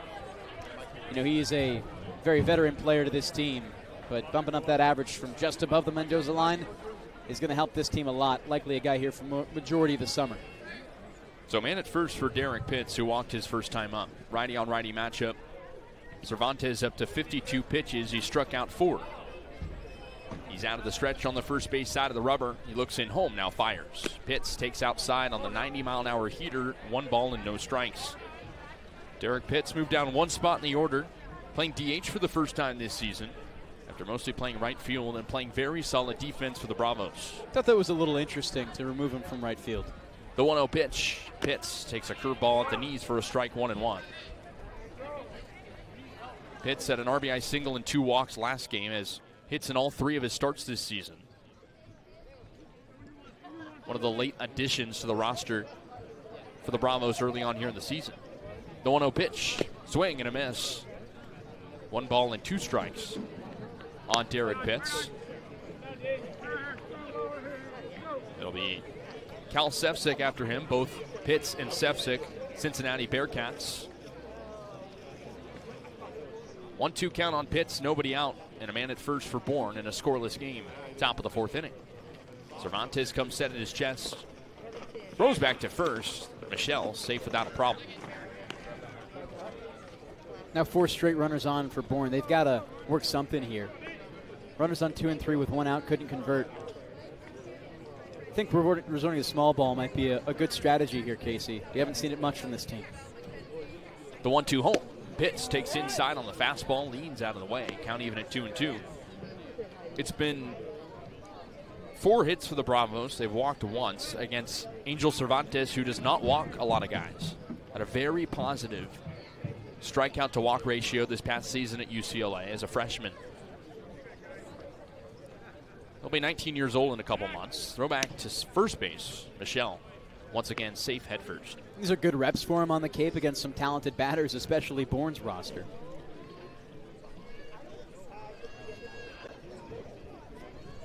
Even counted 2 apiece on Pitts.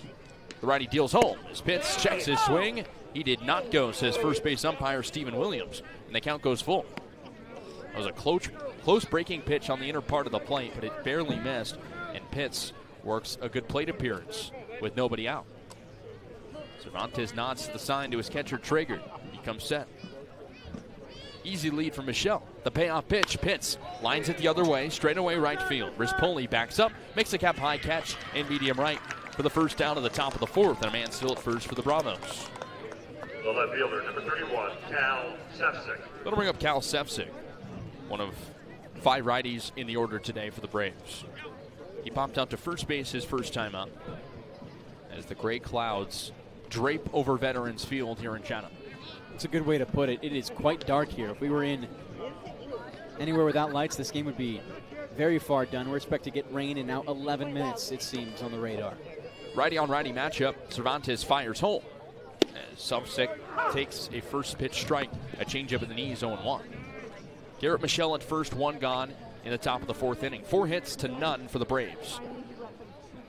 Chatham's walked a few times, but the offense has not produced for either team yet.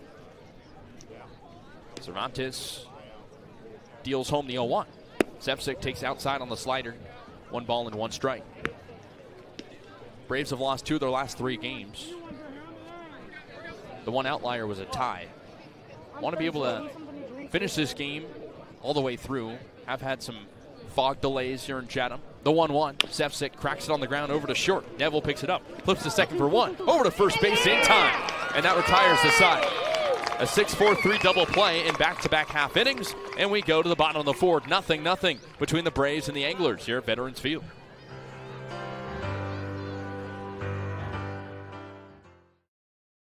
Massachusetts resident and don't have a bachelor's, you could be attending 4Cs for free, all while preparing for careers that actually move you forward. Aviation maintenance, nursing, dental, funeral service, we've got it all. capecod.edu/free. Heading to Nantucket this summer? Skip the traffic and take to the skies with Cape Air. With convenient flights from Norwood to Nantucket, you can start your vacation sooner without the hassle of traffic. That way you spend more time relaxing and less time getting there. Experience the Cape Air difference and book your next flight today at capeair.com. Let Cape Air be your wings in the Northeast. Cape Cod 5 is proud to be the official banking partner of the Cape Cod Baseball League. Cape Cod 5 offers a broad range of financial products and services tailored for every stage in your financial journey. Reach out to us. We're here to help. If you can dream it, if you can cruise in it, if you can summer in it, fish from it, or take it for a day at the beach, we can protect it. The Baldwin Group. Protecting the possible. Try it, then buy it. Rent a new cat for up to 90 days. Then apply 100% of the rental cost to the purchase and save. The Milton Cat Rent to Purchase offer. Try it, then buy it. Go to miltoncat.com/RPO.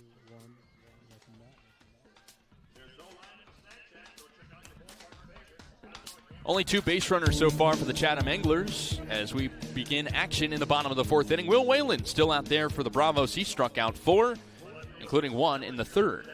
He'll face 2, 3, and 4, starting with Waters, then Schaus and Hovatter for Chatham. The Anglers have won 4 straight.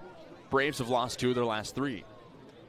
Here's Bino Waters riding a 4-game hit streak in 5-game on-base streak. He digs out of the left side against the southpaw, Will Whalen, who's up to 44 pitches through 3 innings. He toes the first base side of the rubber, looks home, now fires. As Waters lifts it to shallow center field, coming in Bolton, he will make the catch. Robbing a hit in shallow center field, and Matt Bolton sacrifices his body in the cold to make a play. Really solid stuff right there from Matt Bolton. He's been a very solid player for this team on both sides of the ball and just shows off the glove right there to keep it a strong game for Whalen. How about the defensive help Whalen's been getting beyond just pitching well? It's one of the pitcher's best friends, a web gem. as that brings up Connor Schaus, the righty hitting DH. He walked earlier in the game. Pitch home. Schaus fouls it straight back to the screen. No balls and 1 strike. Still no hits allowed by Will Whalen. You're expecting to see a piggyback between Whalen and Aiden Stillman, the lefty from Vanderbilt. But still no action from Scott Landers to come out to the mound. The 0-1 home. Schaus hits a slow chopper over to second base. Schaaf picks it up at his knees, fires over to first in time for the second out of the bottom of the 4th. Now batting for Chatham, the first baseman from Mississippi State. 2 gone for Hovatter, who's 0 for 1 with a ground out to second himself. Whalen under 50 pitches still through 3 2/3. He's looking for his 3rd consecutive 1-2-3 inning. Lefty on lefty matchup. Hovatter scales the back of the box. Whalen standing tall on the first base side. He fires home. Hovatter takes a changeup outside corner for a strike, going 1. In 3 innings, Whalen had 63 pitches and 34 strikes against Katuitt just a week ago. He's working a lot better today and a lot more efficient, the most important thing. He's already struck out 4. He waits on the 0-1. Now he deals home. Hovatter, a check swing foul straight back. A half swing from him, but he's down 0-2. Only 3 walks so far for Whalen. He walked 3 in his first appearance, but that was only in 3 innings. He's way ahead, 0-2 on Hovatter. Trying to get the Bravos back out hitting. The 0-2 home. Hovatter takes high, 1 ball and 2 strikes. Scoreless game still between the Braves and the Anglers. Bottom of the 4th inning. Bases empty for the A's. 1-2 count at the dish to Hovatter. A's looking to make it 5 wins in a row for the first time since 2024. The 1-2 home. Hovatter just barely gets a piece and fouls it on the ground over first base side. Count stays at 1-2. That was a solid 2024 team. The only one since 2019 that made the postseason. It's been a promising start for the A's, who are 4-4 after starting 0-4 on the year. The second season for manager Dennis Cook. Whalen ahead 1-2. He pitches home. Low and outside on the changeup. 2 balls and 2 strikes on Harlan Hovatter, who drove in a run last time out when the Anglers went to Hyannis and routed the Harbor Hawks 9-1. Even counted 2-2 with 2 gone in the bottom of the 4th. Still no score and no hits yet for the Anglers. Whalen set very tall. He looks in. He fires the 2-2. Hovatter swings and misses at a high slider, and that will retire the side in order. 5 strikeouts for Will Whalen, and he's dealing. Can the Braves offense respond? We go to the top of the 5th to find out. Here on the Bourne Braves Broadcasting Network and Cape League TV.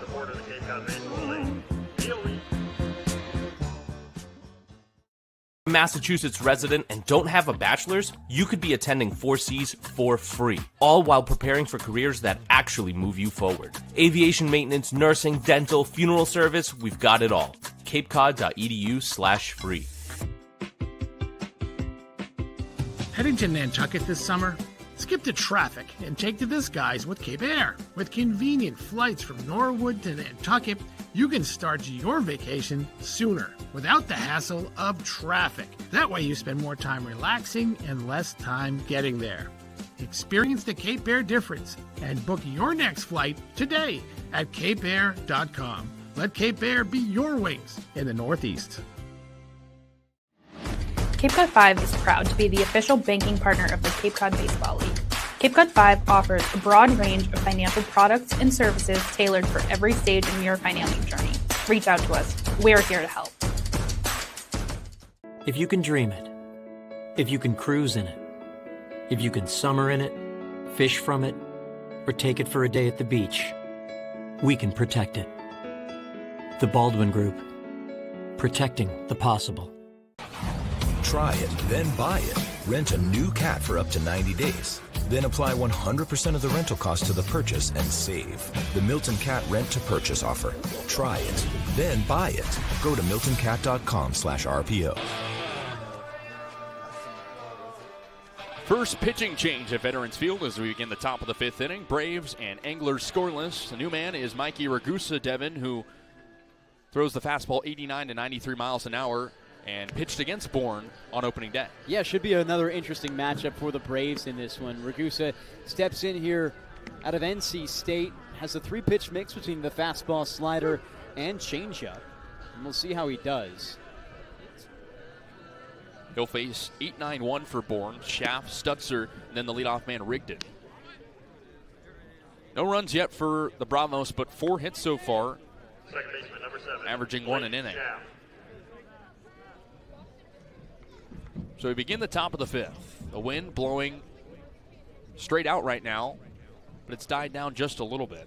Schaff digs out of the left side against the righty as Braves get their first hacks against Mikey Ragusa, the NC State member of the Wolfpack. Righty on righty matchup. The first offering as Schaff lifts it high up in the air, straight away left field. Waters backs up, and he'll make the catch. 12 feet in front of the warning track for the first down to the top of the fifth. This is a big inning for the Bourne Braves because we might see rain very, very soon here, which would stop the game. Bourne wants to get a run on the board here, end in 5, make it the fastest win they've had all season. Lost 2 of their last 3. A couple of games in the West are already final. Katuitt and Falmouth both lost, so that'll help the Bravos. Here's the righty hitter John Stutzer against the righty Ragusa. Stutzer 1 for 1. The pitch, he shows bunt, pulls it back, called a strike. Last time Ragusa saw the Bourne Braves on opening day, pitched just 2 innings, allowed 1 hit, no earned runs, just 1 walk, and struck out 4. Stutzer hitting out of the 9 hole after hitting leadoff for most of the season. The 0-1, Stutzer, swing and a miss at an outside slider.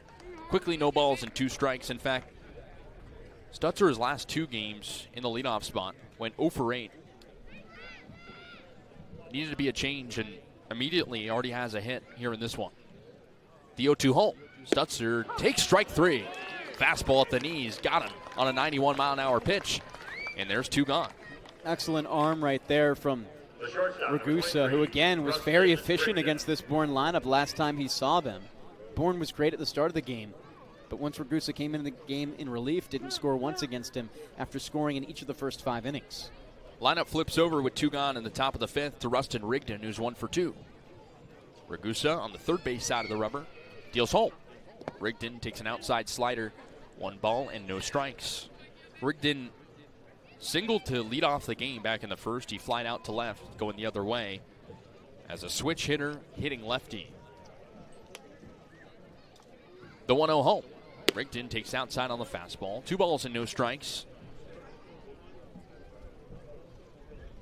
Cape Cod Baseball League Player of the Week, Gabe Frazier, not in the lineup today for Chatham. But relatively same group as the win a couple days ago against Hyannis. 2-0 pitch. Rigdon fouls it in and out of the glove of the catcher Traeger. Count at 2-1. Interesting not to see Frazier, considering he was and still just might be the OPS leader in the Cape League. He is. Didn't have him against Hyannis. Still got a 9-1 win against the Harbor Hawks on the road. The 2-1 pitch. Rigdon swing and a miss at a high fastball. Counted 2-2 with the bases empty and 2 gone in the top of the fifth. Still no score between the Anglers and the Bravos. It was a 5-1 final in favor of the Braves on opening day against Chatham at Doran Park. Braves scored a run in each of the first 5 innings. The 2-2. Rigdon takes high on the fastball and the count goes full. It's a good eye, very close call right there. You want to see Rigdon work high pitch count at bats, especially as the leadoff man. He got on early and is doing well here, just raising the pitch count against Ragusa. Ragusa just went over 30 last time he played Bourne. Ragusa on the first base side, fires the payoff. Rigdon takes strike 3 looking. Back-to-back strikeouts in a 1-2-3 inning for Mikey Ragusa out of the pen as the righty gets Chatham a little bit of energy going back to the dugout. We go to the bottom of the fifth inning, scoreless at Veterans Field between the Bravos and the A's.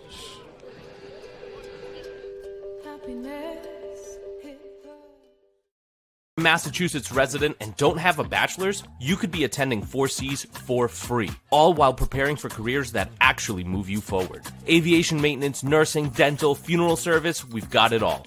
CapeCod.edu/free. Heading to Nantucket this summer? Skip the traffic and take to the skies with Cape Air. With convenient flights from Norwood to Nantucket, you can start your vacation sooner without the hassle of traffic. That way you spend more time relaxing and less time getting there. Experience the Cape Air difference and book your next flight today at capeair.com. Let Cape Air be your wings in the Northeast. Cape Cod 5 is proud to be the official banking partner of the Cape Cod Baseball League. Cape Cod 5 offers a broad range of financial products and services tailored for every stage in your financing journey. Reach out to us. We're here to help.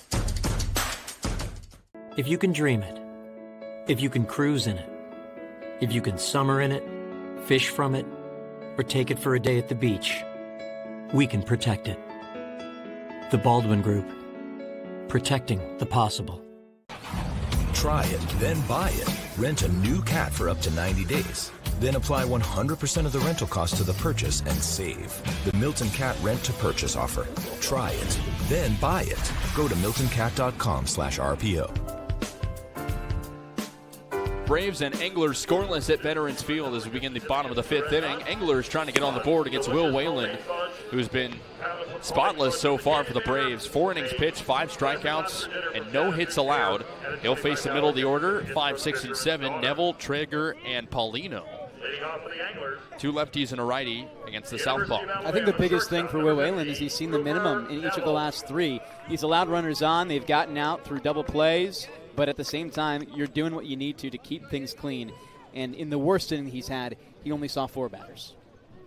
So here's Neville to lead things off. He struck out back in the second inning. Lefty on lefty matchup to begin the bottom of the fifth. Whalen deals home. Neville takes high on the fastball. 1 ball and no strikes. Neville homered his last time out. That was against Hyannis.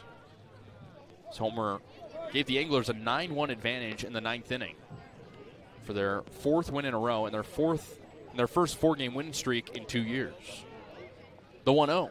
Neville takes strike 1. Fastball at the knees. 1 ball and 1 strike. Neville had 2 hits in that game. He's now up to a 5-game hit streak overall. But no hits yet for the Anglers, who have only walked 3 times to get on base.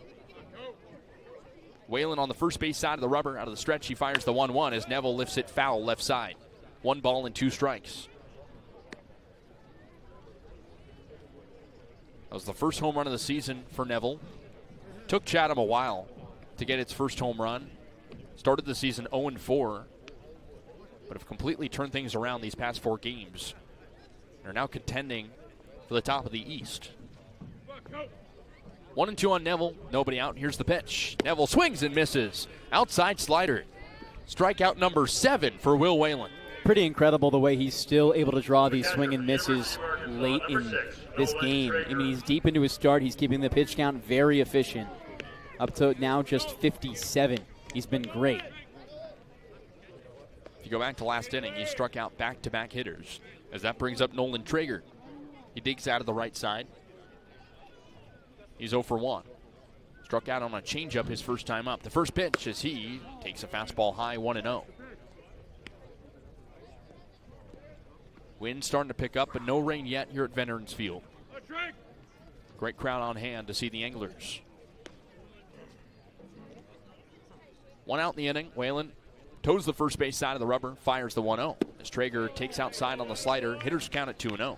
He's also now the single-game strikeout leader in any Bourne Brave appearance, tying both Isaiah Shader as well as Reese Bowie and Jaden Alba,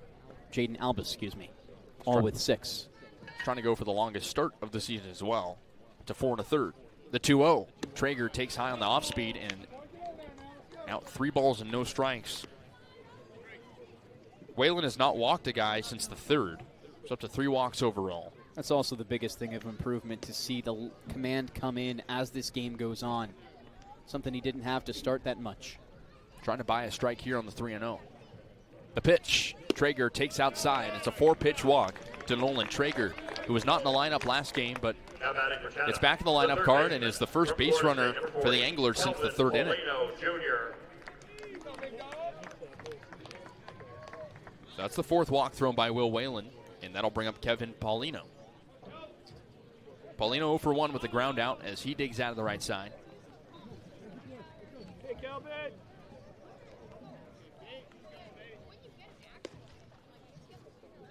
He looks in.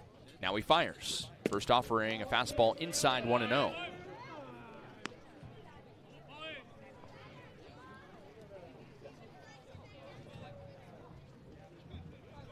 Paulino 0 for 3 his last time out. Did walk twice against Hyannis. The 1-0. Paulino fouls it straight back to the screen. 1 ball and 1 strike. The contact that we've seen given up by Will Whalen, only 3 putouts in play, and 3 of those 4 have been to the infield. Rather, 4 of those 5, excuse me. So, he's set up again for a double play if he can continue to do what he's been doing. 64th pitch upcoming for Will Whalen. He fires home. 1-1 as Paulino pops it high up in the air, shallow right center field. It will be the right fielder Stutzer who comes in to medium right center field to make the catch for the second out of the bottom of the 5th. The second baseman from Clemson, number 5, Tyler Lichtenberger. Got to be careful, too. It's still really windy up there. I imagine rain starts in minutes here, Kasey. Got to get through 5. And it is cold. It is freezing. Already starting to make their way to the exits just because of the frigidness. So that brings up Tyler Lichtenberger. 62-degree real feel. I think it's colder than that. First offering to the lefty hitter. Fastball outside 1-0. Lichtenberger walked back in the 3rd. Before that walk that happened just moments ago for Traeger, that was the most recent base runner for the Anglers. And at first, 2 gone for the A's in a scoreless game. The 1-0 pitch. Swing and a miss. Lichtenberger late on the fastball. Count even at 1-1.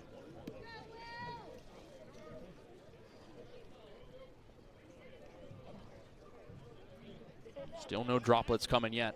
The wind has died down a little bit, blowing left. Whalen's 1-1.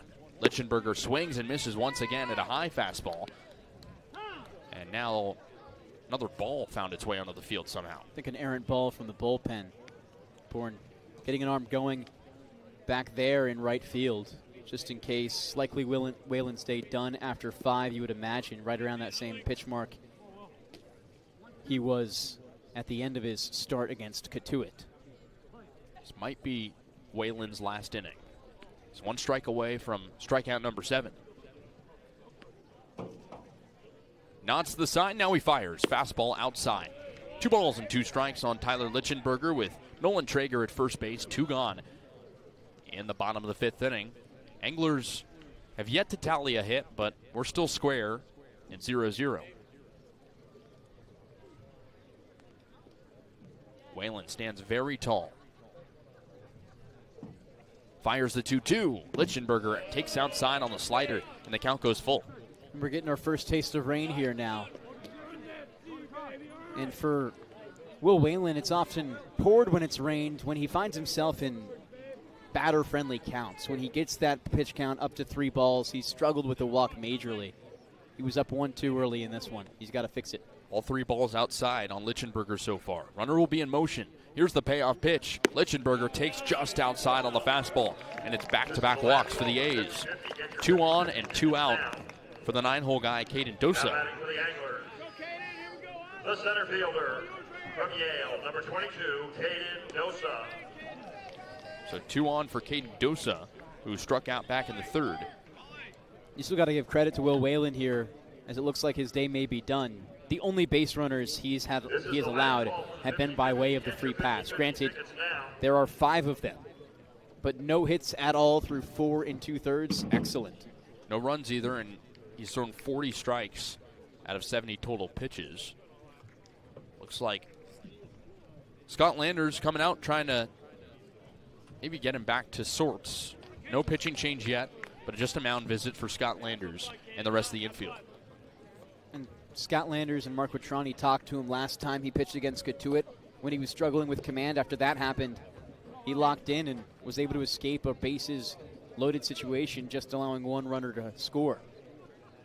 So that'll bring up Kaydence, the 9-hole man, who most recently had a hit against Hyannis, a double. He struck out earlier today.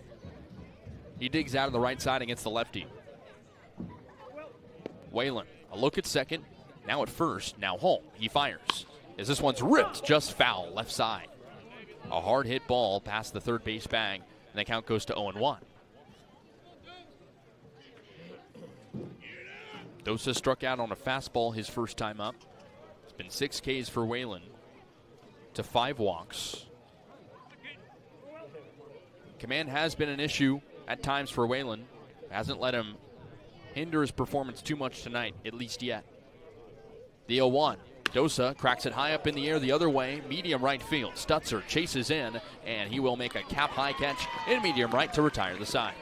So a couple of walks on the pads for the Anglers, but still a scoreless game. We want to remind you, Keystone Place at Buzzards Bay, Bourne's premier senior living community, conveniently located adjacent to the Cape Cod Canal. Visit us at Keystone Place at buzzardsbay.com and Marty Chevrolet. Marty Chevrolet, your dealer for the people, proudly supports the Bourne Braves baseball team. See all our cars and trucks at martychevrolet.com, and go Braves.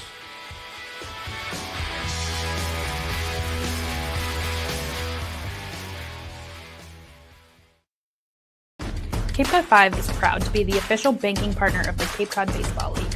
Cape Cod 5 offers a broad range of financial products and services tailored for every stage in your financial journey. Reach out to us. We're here to help. Try it, then buy it. Rent a new cat for up to 90 days. Then apply 100% of the rental cost to the purchase and save. The Milton Cat Rent to Purchase offer. Try it, then buy it. Go to miltoncat.com/RPO. Reader's Hardwood Supply is a candy store for wood, whether you're a professional or an amateur. Reader's Hardwood Supply carries over 70 species of both domestic and imported lumber from around the world, displayed in over 300 self-serve bins for your selection. So for your next project, make it your masterpiece with stock from Reader's Hardwood Supply. The woods of the world are here at Reader's Hardwood Supply.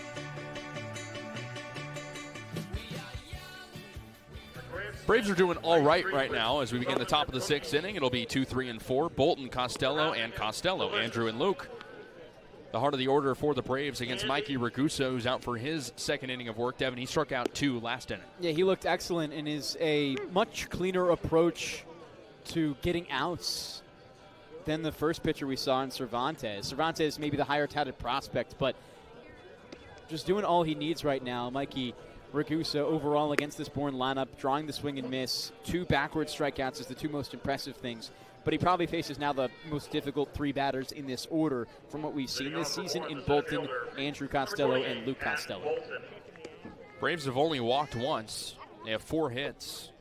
They've left 4 men on base. So here's Bolton, who's 1 for 2. A single his last time up in the 3rd. Lefty hitter against the righty pitcher Ragusa, out for his second inning of work, relieving Angel Cervantes. Ragusa on the first base side, he fires home. Bolton takes a high and away fastball 1-0. Matt Bolton moved up 1 spot in the order from last game. He had his second multi-hit game of the season against Brewster. Those were his first hits in 3 days. Got on base 3 times in that game against the Whitecaps. The 1-0, Bolton takes outside on the fastball 2-0, quickly ahead against Ragusa. It'll be interesting to see how Bolton levels out here on the Cape, because we've seen the polar opposites of games. We've seen the 0 for 4s, we've seen the 3-hit games, and finding something in between is often more common, but we haven't seen that. Probably where he settles eventually. The 2-0 home. Bolton takes outside once again, a heater. Count goes to 3-0, and likely a take coming up from Bolton to try to get a leadoff walk. Braves have had some base runners, just have not generated the offense they've needed to. 0 for 3 with runners in scoring position. Base runners and all, but the 5th inning. Had a 1-2-3 in that 5th. 2 strikeouts looking, thrown by Mikey Ragusa. 3-0 count on Bolton, bases empty, and our home plate umpire, Carl Rodriguez, calls time.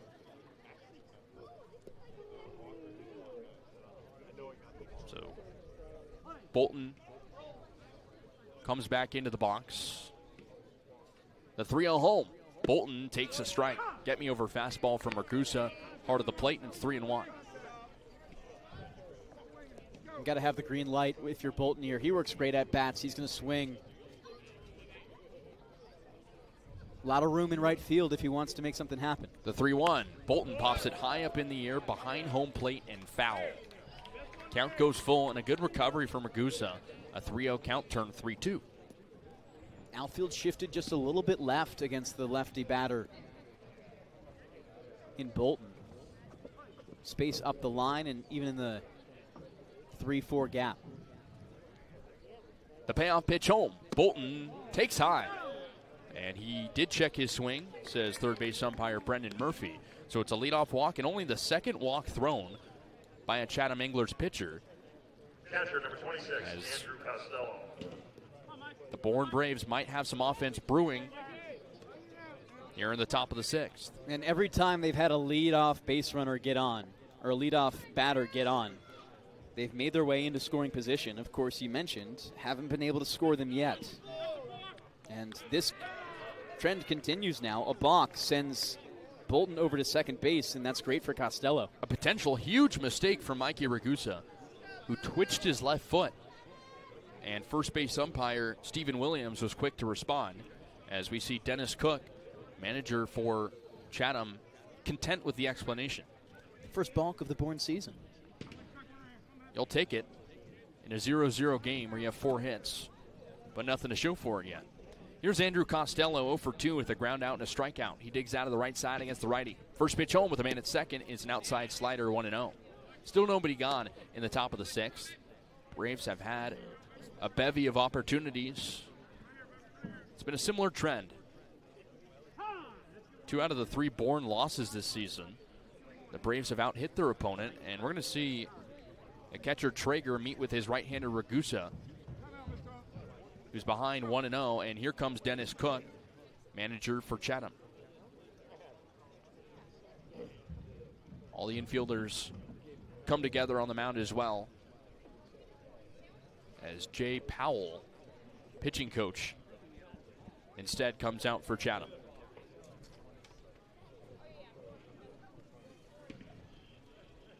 Ragusa's only thrown 17 pitches, 9 of those strikes. He struck out 2 in the 5th as pitching coach Jay Powell returns back to the dugout as the Braves with an opportunity.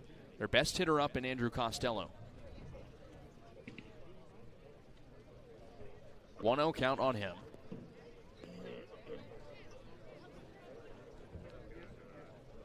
Rather, 2-0 count on him. A righty-on-righty matchup with Bolton at second and still nobody out.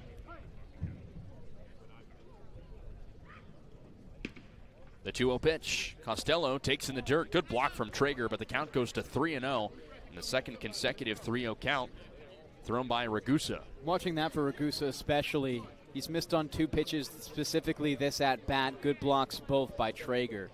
But this is also huge for Costello. Picked up only his second strikeout of the season and that bat ago. 3-0 home. Costello, an automatic take. Ball gets to the backstop, and we're going to see Bolton advance all the way to third. So it'll be runners on the corners and nobody out for the Braves in the top of the 6th after back-to-back walks thrown by Mikey Ragusa. Mind you, the Braves had only walked once heading into this inning. And they've been struggling with the walk earlier this season in these past couple games. Overall, stood heading into this game at tied 4th in the Cape Cod Baseball League in walks. And Chatham specifically dealing walks, also 4th. Real chance to take the lead. Here's Luke Costello out of the right side. First pitch to him as he pops it high and foul. Right side out of play, 0-1. If you're a guy in Costello, you just got to look to put a ball into the outfield here. Look for small ball, look for a sacrifice fly to bring a run home. I mean, you're not thinking in the back of your mind this game could get stopped at any moment, but 1 run is a huge difference, especially with Chatham still hitless. The 0-1 pitch. Costello swings and misses. Fastball high in the zone. It's 0-2. Even a double play brings you in a run. It's not the best outcome, but you'll take it.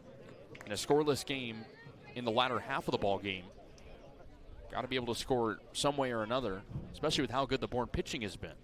The 0-2. Costello lifts it high up in the air, straight away left field. Waters backs up. He looks at the track. He will make the catch. Tagging is Bolton from third. The throw will be into second, and the Braves have the lead. Sack fly into left for Luke Costello, and it's 1-0. Just perfect approach right there from Luke Costello. That might go out on a warmer day with less wind kind of blowing into that ball a little bit. But he had a similar approach on Sunday, just looked for harder contact, And that harder contact today, extremely efficient and does the job. Andrew Costello still at first for the Braves with Garrett Michelle up hitting lefty. First pitch to him, a high fastball, 1-0. 1-0 Braves. Scored against Chatham in the first meeting in the first inning. In fact, scored across the first 5 innings of play, en route to a 5-1 win. The offense coming later in this one. The 1-0, Michelle takes an inside corner fastball for a strike, 1-1.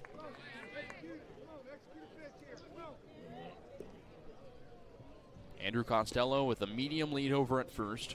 Braves looking to add on even more. Protecting a 1-0 lead against the Anglers. The 1-1. Michelle takes inside. Same fastball, but just misses. It's 2-1.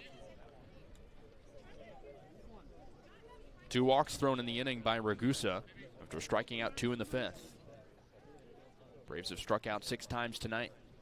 The 2-1 pitch. Runner goes. Pitch outside. Throw to second base is not in time. And rather, it is in time, but he slides off the base, and Andrew Costello is out.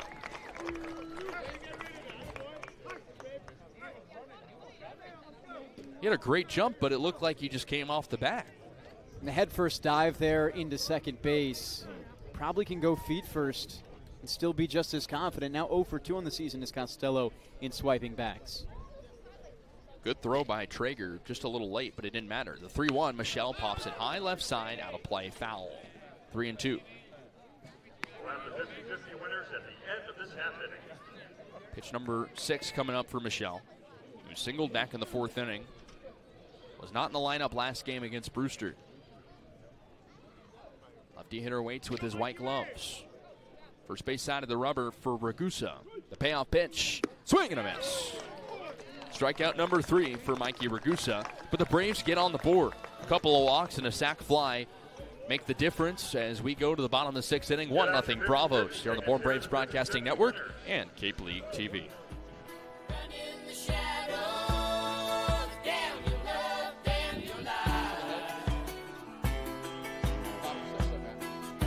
Massachusetts resident and don't have a bachelor's, you could be attending 4Cs for free, all while preparing for careers that actually move you forward. Aviation maintenance, nursing, dental, funeral service, we've got it all.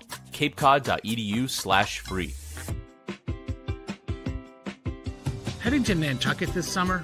Skip the traffic and take to the skies with Cape Air. With convenient flights from Norwood to Nantucket, you can start your vacation sooner without the hassle of traffic. That way you spend more time relaxing and less time getting there.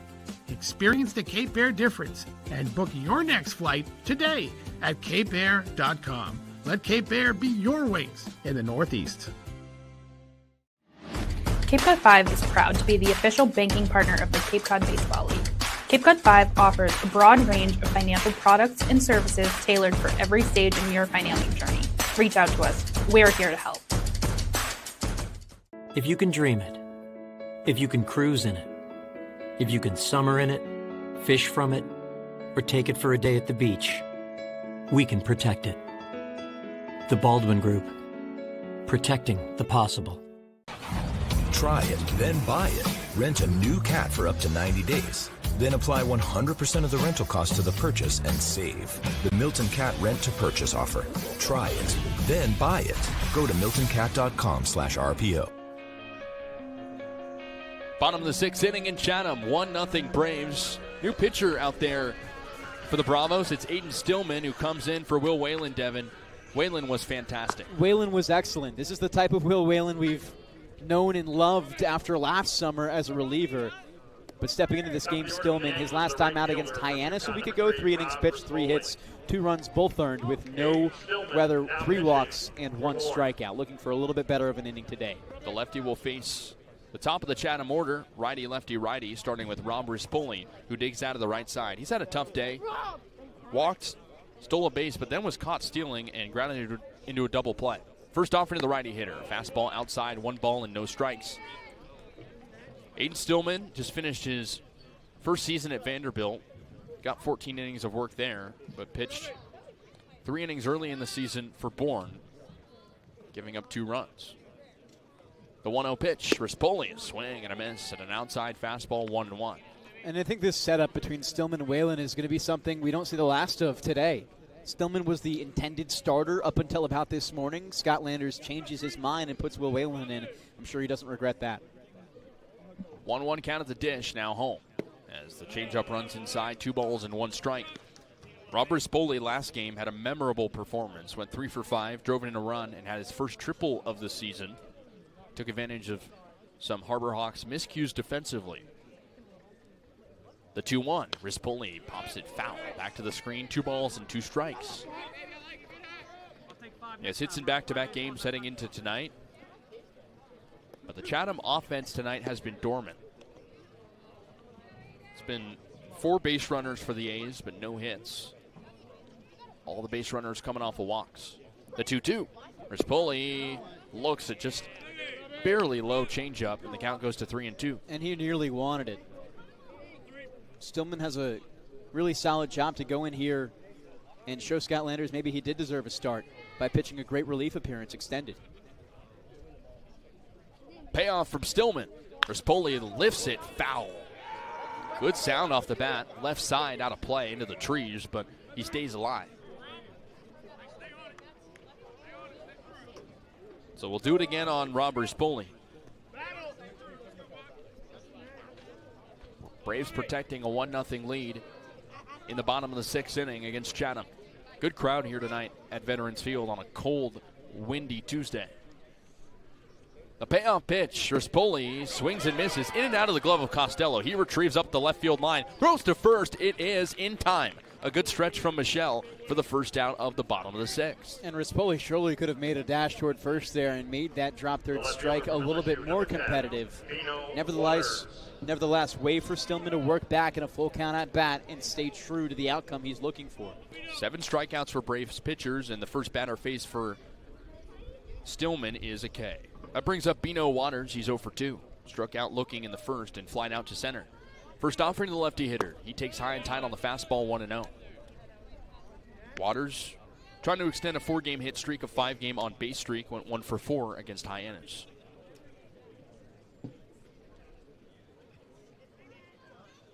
The 1-0 home. Waters pops it high up in the air, left side, and foul out of play, 1-1. Waters, a former member of the Fighting Irish at Notre Dame. He's transferring to LSU. He has speed. If he can get on, they'll likely try to move him. He's already stolen 3 bases this season early on. The 1-1 as he cracks it foul, left side, out of play, 1-2. He was a very good player for Notre Dame in his sophomore year, first team All-ACC. You know, a lot of these really fantastic players find their way to Chatham, and then you see them in the draft next year. He's one of them. It's behind 1-2. Stillman, first base side of the rubber, fires home. A high and away fastball, 2 balls and 2 strikes. 1 out in the bottom of the 6th inning. Base is empty. Bravos up 1-0 after scoring through some small ball in the top of the 6th inning after a pair of walks and a sacrifice fly, as well as a balk. Even count at 2-2. Pitch home as he lifts it high up in the air, left center field. Big run for Bolton. It will make the catch. Taking it away a little bit from Sefcik, who was camped. But that's a good play from Bolton once again for the second out of the bottom of the 6th. His reactions are incredibly quick. His first step is exactly where it needs to be, and Bolton made that play look really easy, where for a lot of center fielders and left fielders, that might be a base hit. Good job not miscommunicating with Sefcik, as that ball was truly in straightaway left center, as that brings up Connor Schaus, who's 0 for 1 with a walk. Righty hitter against the lefty pitcher. The first offering, a fastball outside, 1-0.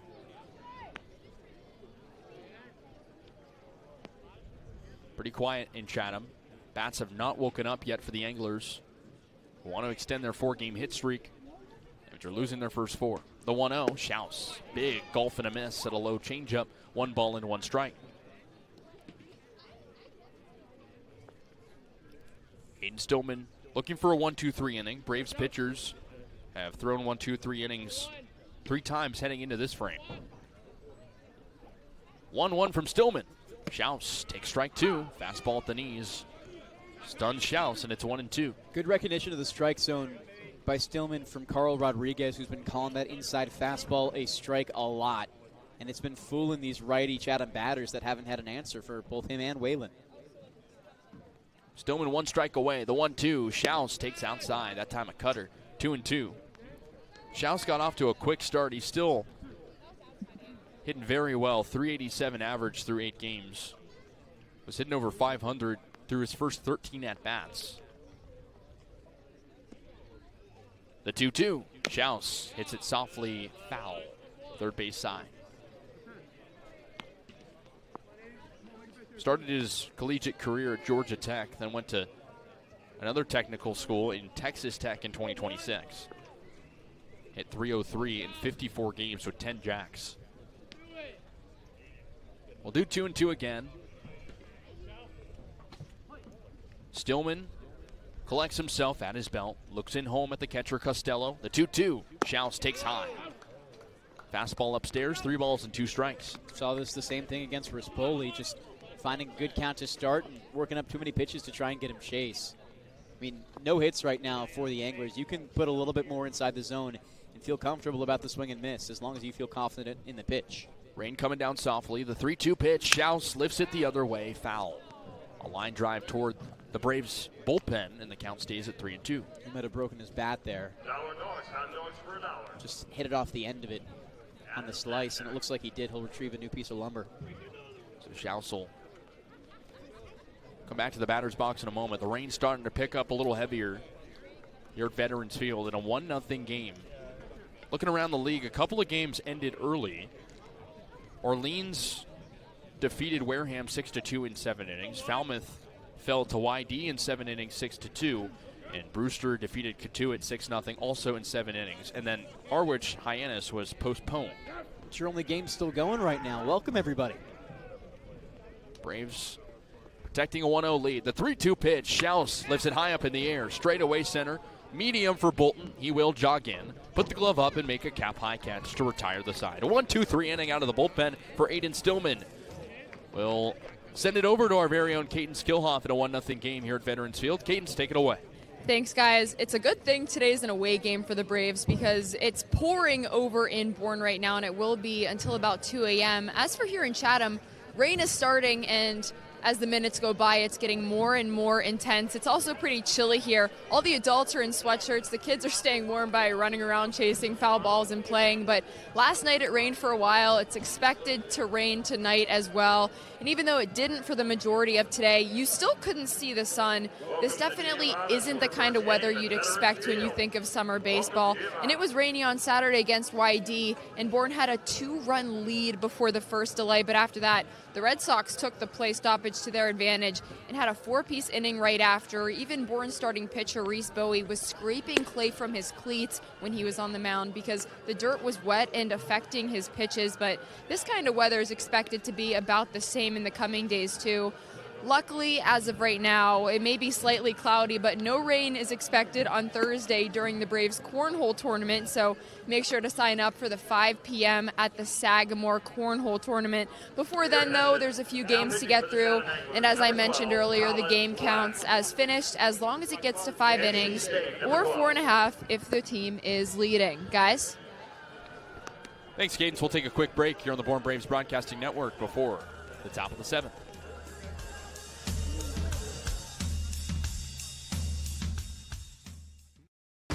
Cape Cod 5 is proud to be the official banking partner of the Cape Cod Baseball League.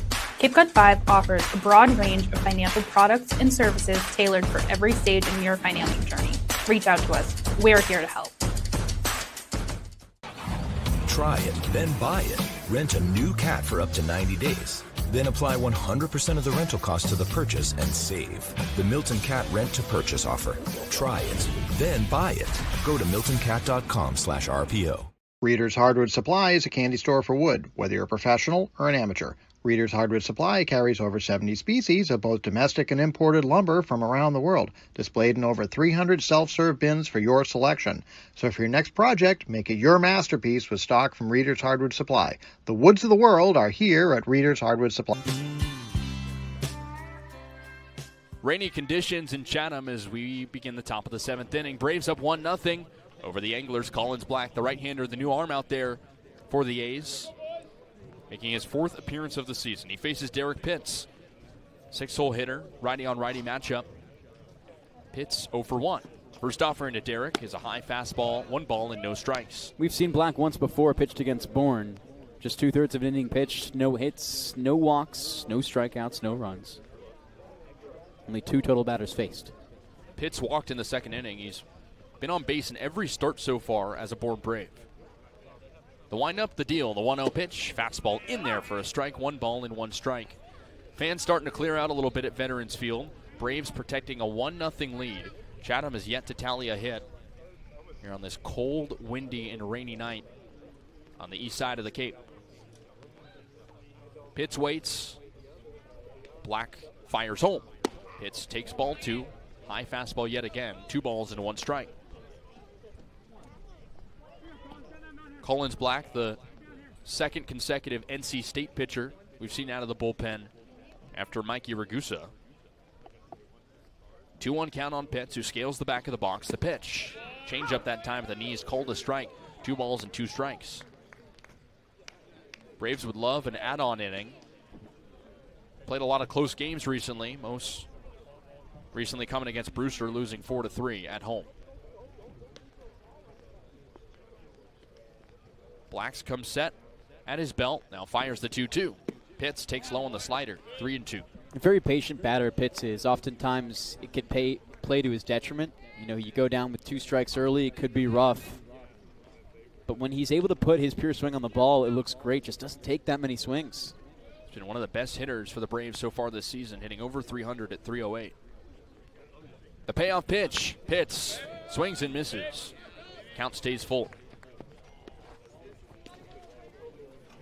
So we'll do 3-2 again. Wind blowing out right to left. Braves up 1-0 on the road here at Chatham. Lead 4 hits to none as well. Black at the belt.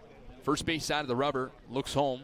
Now fires the 3-2. Pitts takes high, and it's a leadoff walk in the top of the 7th for the Braves. Another excellent at-bat from Derek Pitts. He earns his 2nd walk of the game.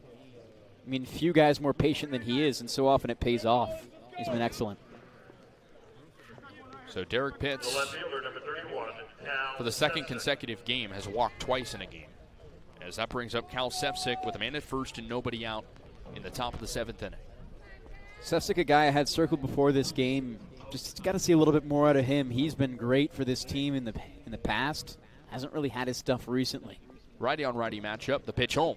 Sefcik takes a fastball in there for a strike, 0-1. But he's also a very patient batter. He's got a fantastic hit tool that he just hasn't been able to showcase thus far this summer. He's 0 for 2, popped out, grounded into a double play. But he headed into today with hits in back-to-back games for the first time all year. He shows bunt, 0-1 count on him, but a throwback to first as Pitts is back safe without a slide. And Collins Black maybe a little bit thrown off by the bunt signal. I mean, we haven't seen Sefcik do that so far this year, but easy to throw away, reset, and see what Sefcik does again this time. No signal that this game will be postponed, although the rain is coming down fairly hard. Black at the belt, the 0-1 pitch. Outside on Sefcik, who takes 1-1. Sefcik ended his 2026 collegiate season on an 8-game hit streak. You'd think that would translate seamlessly to the summer, but he's still getting adjusted to the wood bat.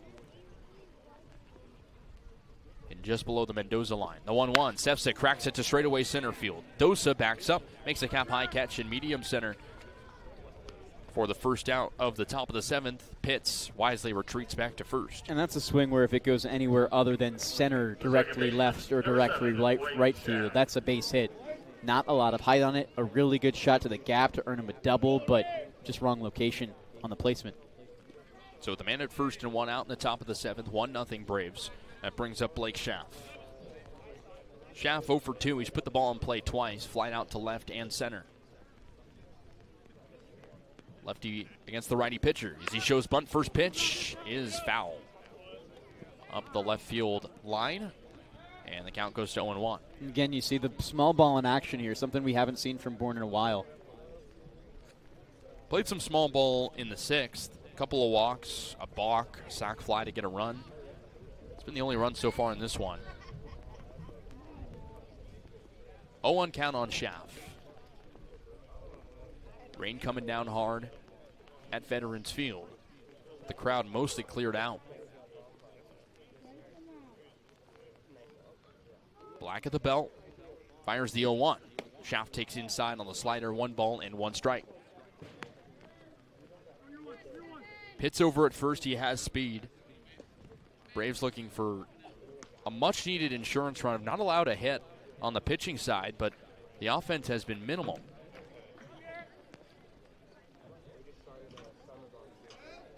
Black yet again, the 1-1. Schaff lifts it high, left side, out of play, foul. 1 ball and 2 strikes.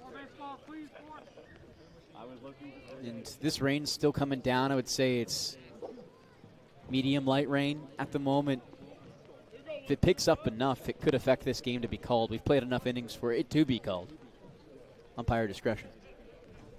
Braves went 3-1 against Chatham last season, trying to go to 2-0 this year. A 1-2, runner goes, pitches a called strike. The throw to second is batted off of Pitts. He's safe. It gets into left center. So Schaff down on strikes and now 2 gone, but another runner in scoring position for the Braves as Pitts nabs second. And as we continue here, as it gets a little bit more moist, I mean, steal more. It's going to be harder on the transfer for specifically Traeger in this situation, and you know, just overall makes things a little bit more awkward. Bourne's exactly where they want to be when the rain starts picking up. 9-hole man John Stutzer trying to knock in another hit. Had a single back in the 3rd as he digs in out of the right side against the righty. Pitts at second. Black deals home as Stutzer takes a slider outside 1-0. Chatham finished dead last in the East last season, missed the playoffs for the first time since the season before in 2024. The 1-0 pitch, swing and a miss from Stutzer, 1 ball and 1 strike. But the struggle has been consistency for the Anglers, who have only made that postseason that 1 time since 2019. No season in 2020. They would have made the playoffs if they were in the West last year. Another tough East division this year, it seems, too. The 1-1. Stutzer takes outside a breaking ball, 2 balls and 1 strike. Chatham didn't receive any help today as Brewster, YD, and Orleans all won. Good news for the Braves. A lot of interleague today. In fact, every scheduled game, an interleague matchup, including this one. Pitts at second, 2 gone, as time is called before the pitch. And it's going to be a pitch clock violation. Count will go to 3-1 on John Stutzer. So the Braves get a gift.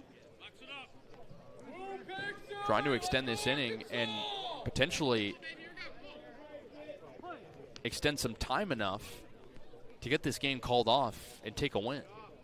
The 3-1 pitch, Stutzer takes outside. That's a 4-pitch walk plus a pitch clock violation. So Stutzer goes to first, Pitt still at second, and that's a second walk thrown in the inning by Collins Black. And we will see a change.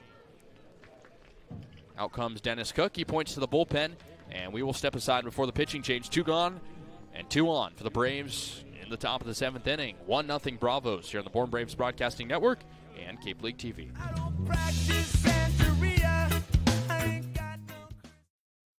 Massachusetts resident and don't have a bachelor's, you could be attending 4Cs for free, all while preparing for careers that actually move you forward. Aviation maintenance, nursing, dental, funeral service, we've got it all. capecod.edu/free. Heading to Nantucket this summer? Skip the traffic and take to the skies with Cape Air. With convenient flights from Norwood to Nantucket, you can start your vacation sooner without the hassle of traffic. That way you spend more time relaxing and less time getting there. Experience the Cape Air difference and book your next flight today at capeair.com. Let Cape Air be your wings in the Northeast. If you can dream it, if you can cruise in it, if you can summer in it, fish from it, or take it for a day at the beach, we can protect it. The Baldwin Group, protecting the possible. At the end of this half inning, if we are going to see Kasey out of the ball game, it's going to be the best ever. Talon Bell is the new pitcher for the Anglers, who trail 1-0 against the Braves in the top of the 7th inning. Bravos with 2 on, Pitts at second, Stutzer at first, and an opportunity to add on. It'll be the top of the order due up against the lefty, 20-year-old who's transferring to UCF from Clemson. And Bell has already seen a little bit of time here on the Cape Cod Baseball League, but most recently at Clemson, a 7.82 ERA in 13 appearances and 5 starts.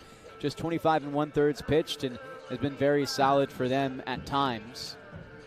A solid strikeout per 9 of 8, but looking to bring overall that whip down at 1.6. He'll face the top of the order as the rain consistently falls hard at Veterans Field. Hardly any fans still here, but the ones that are rallying strong. And we saw Talon Bell against Bourne in the opener. Just pitched 1 inning, allowed a hit, a run, 2 walks, and 2 strikeouts. Most recently against Hyannis just 2 days ago, the last game that Chatham played. Pitched 1 inning as well with 1 hit, no earned runs, no walks, and a strikeout. Had Tommy John surgery just over 2 years ago. Southpaw and the first lefty that Bourne will see today. So Rustin Rigdon, the switch hitter, will hit righty for the first time today. 2 on and 2 out for Bourne, up 1-0. The Braves have not tallied a hit since the 4th inning. Stutzer at first, Pitts at second. Bell toes the first base side of the rubber, looks at second. Now home, the pitch. Rigdon takes low on the slider, 1-0. Rigdon singled back in the first inning to lead off the ball game. He's 1 for 3, also flied out and struck out looking. As the Braves offense searches for insurance. The 1-0. Rigdon, a half swing, lifts it high up in the air and foul right side. Just onto the gravel toward the Bourne bullpen. It's 1 ball and 1 strike. Both Pitts and Stutzer got on by way of the walk, and they belong to the right-hander Collins Black, who was relieved just moments ago. Rigdon, a low stance. The 1-1 pitch. Rigdon takes outside on the fastball, 2 balls and 1 strike. Seems like the Braves have really improved plate discipline-wise, yes, but still are struggling to make contact consistently, at least quality contact, with only 4 hits. The 2-1, Rigdon takes outside again. There's that fastball, and it's 3 balls and 1 strike. Certainly far more disciplined than we've seen, but like you mentioned, this game started off a little bit more hot. You had 4 hits through 4 innings and haven't had any since then. Scored without getting a hit back in the 6th. Came off a couple of walks, a balk, and a sac fly. The 3-1 pitch. Rigdon pops it very high in the air. Left side, foul territory. It will go just foul out of play. The count goes full at 3-2. Big pitch coming as both Pitts and Stutzer will be in motion. With 2 gone in the top of the 7th, Bourne up 1-0 over the Anglers. Braves trying to snap out of a funk. Entered today losing 2 of their last 3. Chatham looking to extend a win streak. Been winners of their last 4. First 4-game win streak since 2024 for the A's. The most they won last season, 3 in a row. Bell comes set on the first base side out of the stretch. 3-2 count on Rustin Rigdon. Bell shakes off 2 signs, agrees to the 3rd. He looks at second, now first, now the pitch. Rigdon takes strike 3. Both runners went, but the changeup finds the zone, and that retires the side. We go to the 7th inning stretch. Braves cling on to a 1-0 lead after leaving 2 on base. We got a close one at Veterans Field as the rain continues to pour. Here on Bourne Braves Broadcasting Network and Cape League TV.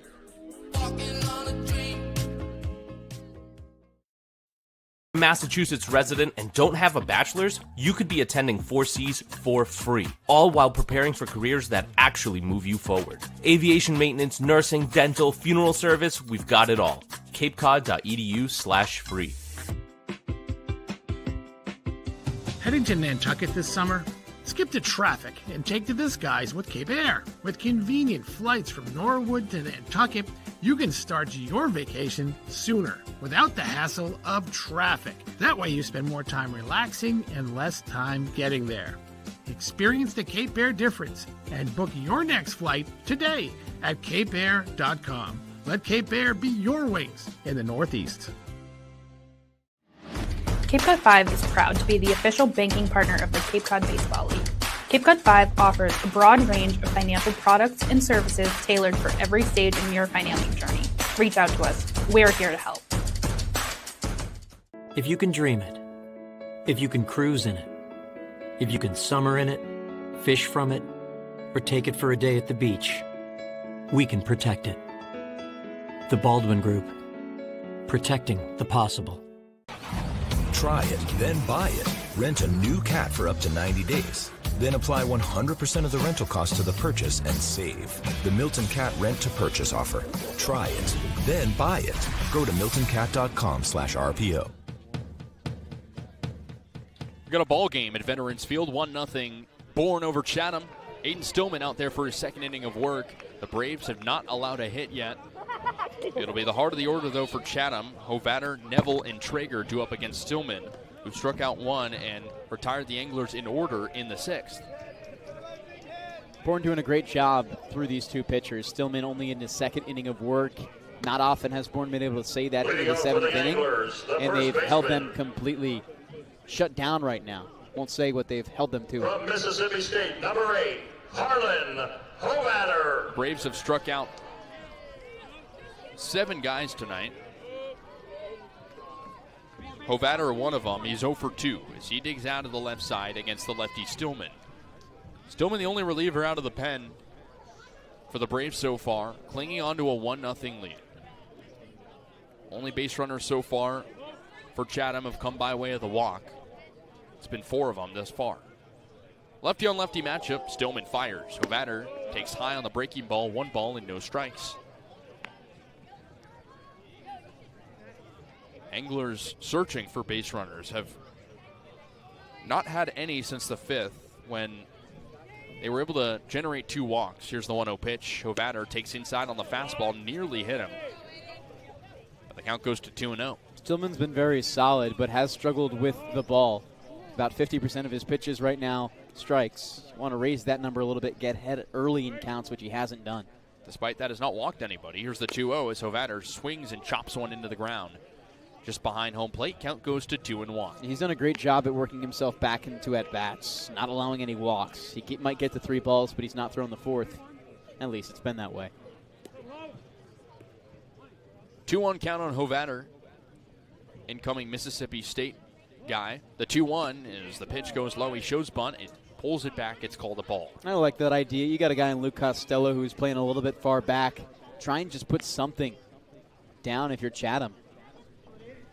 I mean, they've got nothing so far in play. No hits yet for the Anglers. Hit a couple of the outfield in the 6th, but some great defensive plays by Matt Bolton. Lefty on lefty matchup. Hovatter ahead against Stillman. Here's the 3-1 pitch. Hovatter, a half swing, went around. And a low breaking ball, and the count goes full at 3-2. This part of the order especially has struggled with the strikeout. Overall, 0 for 5 with 4 Ks. Uncharacteristic night for the Anglers. Offense has really woken up for the A's recently, including a 9-run burst last time out. The 3-2, Hovatter swings and misses at a high fastball. 2nd K for Stillman. 8th on the day for the Bravos, and there's 1 gone in the bottom of the 7th. And continually the most impressive thing is he gets himself behind 2-0 early and makes it back like it was nothing. He's putting these Chatham players into no sort of rest. Every single pitch, he's keeping it close. Even the balls, all of them missed, either touching the zone barely or by half a ball's length. Brings up the lefty Neville, who shows bunt. First pitch to him, a low fastball, 1-0. Neville, a 2-time strikeout victim. Both of them came against the starter, Will Whalen. Bases empty, 1 out in the bottom of the 7th, 1-0 Bourne over Chatham. Second meeting of the season between the foes, who squared off on opening day. The 1-0 showing bunt again, and pitch inside, gets all the way to the backstop. Quickly a hitter's count for the second consecutive batter at 2-0. And now 3 balls on each of the times that we've seen these Chatham batters, including Hovatter, show bunt. And both of them called strikes if you have ABS. Don't, unfortunately, in the CCBL, the 2-0 as he fouls it straight back. 2 balls and 1 strike.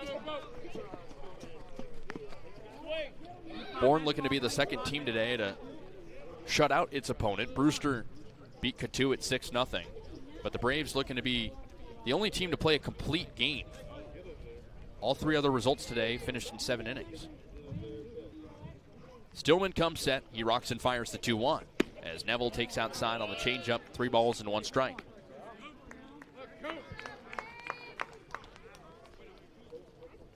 Anglers looking for their first base runner since the 5th. Also looking for their first hit. The 3-1 pitch. Neville takes low. Fastball that misses below the zone, and it's a 1-out walk for Cooper Neville, who goes to first to bring up Nolan Traeger with 1 gone. It's a patience Neville is needed. He's a solid bat. Has drawn a good amount of strikeouts on the year, 11. He avoids it there. Only his first walk on the year, this at-bat. That brings up Nolan Traeger, who's 0 for 1 with a strikeout and a walk. Lefty on lefty matchup with a man at first, 1 gone in the bottom of the 7th, and a nail biter here at Veterans Field. Stillman set on the first base side of the rubber. Out of the stretch, he looks at first. Now he fires home. Traeger takes outside on the fastball, 1-0. Free passes still have been a little bit of a problem for Bourne. 6 total. You want to lower that number.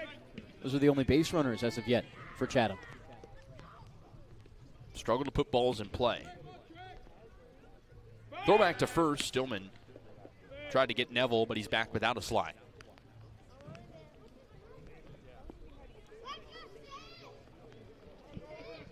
We knew coming into today that Stillman would likely get an appearance. Trying to make it a clean one. It looks at first and fires to first. The runner goes, and it gets all the way to the bullpen. They wave around Neville around second. He gets the windmill around third. They can't find the ball. The throw home is not in time. And it's a massive error to tie the game at 1. Unbelievable. You could argue Veterans Field the worst possible or least forgiving when it comes to failed pickoff attempts, but they had him too. And just a bad throw by Stillman. That's on him on the E1. 3-base error that ties the game. And it takes away the possibility of a shutout. So a 1-out count on Traeger, but now the base is empty, 1 gone, and a tied game at 1-1. Here in the bottom of the 7th inning. Still no hits for Chatham. The second offering as Traeger pops it high behind the plate. Foul over the screen. 1-1. So there'll only be 1 shutout tonight against the Cape Cod Baseball League. Brewster taking down Cotuit 6-0. Got a new game here. The 1-1 from Stillman. Traeger, the lefty, takes strike 2. Change up at the knees, 1 ball and 2 strikes. It's been small ball galore, but little offense combined between both teams. Braves scored off a pair of walks, a balk, and a sac fly.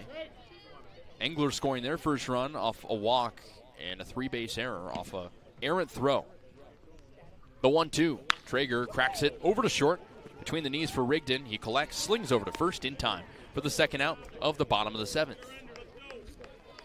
The third baseman from LA. Just got to brush it off like it didn't happen if you're Stillman here. I mean, it's a tough one to swallow. You understand, hey, this team was in prime position to keep this defensive masterclass going, and it doesn't work. But way to bounce back with a ground out there, and then just keep doing what you're doing, which he has been. Has retired 5 of 6, and the only one he allowed on scored. Brings up Paulino, the righty hitter, waits the first offering. A high fastball. Check swing did not go, says first base umpire Stephen Williams. 1-0 as the rain continues to pour here at Veterans Field. The wind has died down, still blowing out toward left. 2 outs for Chatham in the bottom of the 7th in a 1-1 game. The 1-1 pitch, or rather 1-0 pitch, fouled away on the right side. 1 ball and 1 strike.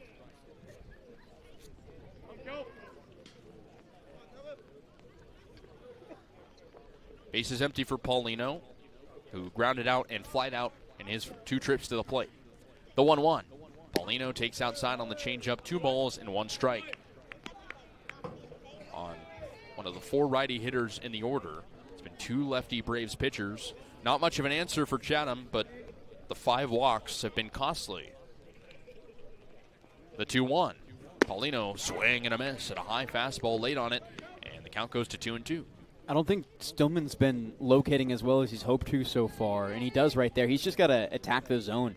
I mean, this Chatham team has no answer for the Bourne pitchers when it comes to putting bat to ball right now. 2-2 home. Paulino takes in the dirt on the fastball. Count goes to 3-2. And certainly the rain can have something to do with that, as it's still, medium light right now. It's been going like this for quite a while. Stillman just trying to keep the ball dry. He's been wiping it on his jersey.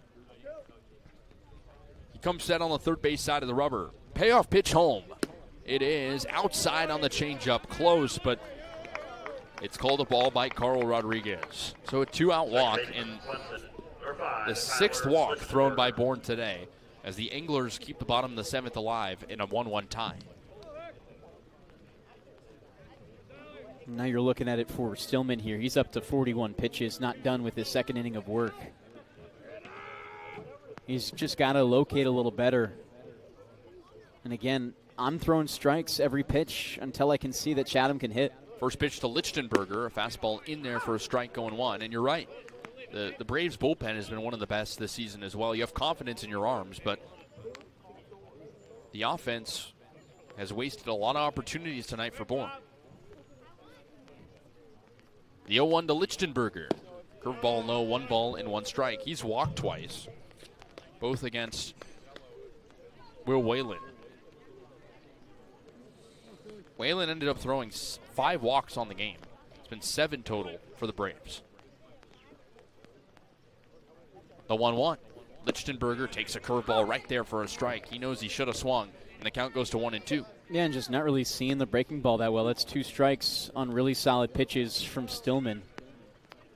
And again, just batter the zone. You're up 1-2 in the count. Don't worry about getting him to chase. Stillman's 1-2. Lichtenberger takes outside on the off-speed. Count goes to 2-2 for the man at first, Paulino, and a 1-1 tie.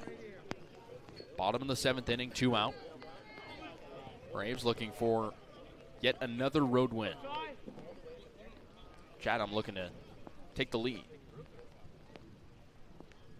The 2-2 pitch. Lichtenberger takes outside on the changeup. And once again, Stillman struggling to throw strikes in 2 strike counts. Count goes full. Stillman comes in on the third base side of the rubber. Scott Lander's already out of his dugout, but not coming to the pitcher. The 3-2 pitch is low as the runner goes, and it's back-to-back walks for Stillman in the bottom of the 7th inning to keep the 2-out rally alive for the A's. And nobody going in the bullpen right now for Bourne, but Scott Lander's just walking to the corner of the dugout. I imagine he's phoning over something on the walkie-talkie right now. 3rd walk thrown in the inning by Stillman, and 8th of the game by the Bravos. And the walk was where he struggled in his start against Hyannis. Bourne got the win in that game, but Stillman allowed 2 to plate. Dosa digs out of the right side against the lefty with 2 on. The first pitch to him, a fastball high, and Costello thought he lost it. He looks back to the screen, but it ended up being in his glove, and thankfully for him it did. Count goes to 1-0. I think Scott Landers is on the edge of the dugout too, because he's going to plead for this game to be called. The rain is coming harder than it has before. The 1-0. Dosa lifts it foul out of play over the screen on the right side. 1 ball and 1 strike. Hardly any fans left in attendance here in Chatham. If you're still here, you're bound to catch a cold or something because it is freezing. The rain is pouring. The 1-1. Dosa swings and misses. Andrew Costello fakes the back pick to first, and once again, Aiden Stillman has a 2-strike count. It's 1-2 at the dish to Dosa, who's 0 for 2. He already struck out this ball game. Stillman gets working quick on the third base side of the rubber, out of the stretch. The 1-2, both runners go, swing and a miss. Big statement for Stillman at the end of the inning, and that'll retire the side. But Chatham ties up the game after a walk and a costly error by the pitcher Stillman. We go to the top of the 8th inning. And a reminder, Cape Cod Healthcare is committed to excellence and compassion in everything they do, like helping people maintain active lifestyles. With an innovative orthopedic program that combines advanced techniques and leading-edge technology with highly specialized experts, this team is focused on getting you back to doing the things you love in the place you love. Cape Cod Healthcare, caring, commitment, community. We'll hand it over to Devon Jarvis for the rest of the way here on the Bourne Braves Broadcasting Network and Cape League TV.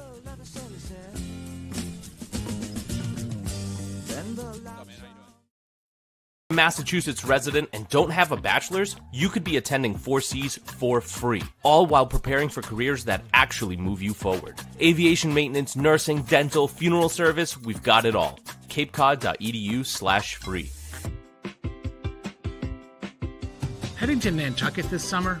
Skip the traffic and take to the skies with Cape Air. With convenient flights from Norwood to Nantucket, you can start your vacation sooner without the hassle of traffic. That way you spend more time relaxing and less time getting there. Experience the Cape Air difference and book your next flight today at capeair.com. Let Cape Air be your wings in the Northeast. If you can dream it, if you can cruise in it, if you can summer in it, fish from it, or take it for a day at the beach, we can protect it. The Baldwin Group, protecting the possible. Braves and Anglers 1-1 as we take you to the top of the 8th inning from Veterans Field in Chatham, Massachusetts. Devon Jarvis alongside Kasey Kazliner as the Bourne Braves give up the lead, hope to work it back. And starting things out is Matt Bolton. This was the same man who led off the 6th when Bourne played at a run. It is a 1-1 ball game in the 8th inning. Bourne scored their run off a Bolton sacrifice fly, or a Costello sacrifice fly to score Bolton. And it was an error by pitcher Aiden Stillman that allowed Cooper Neville to come home to score for Chatham. It is still Talon Bell on the mound for the Anglers. His first pitch, a ball inside. Lefty on lefty matchup. And Bolton has had a solid day so far, looking for something a little better here. A strikeout, a base hit, grounder, and a walk. The pitch, just low. 2 balls, no strikes. Defense going to be a little bit harder to play here. It's still coming down. I would say about medium rain at this point, Kasey, and it's not going to stop, it seems, for the rest of the night.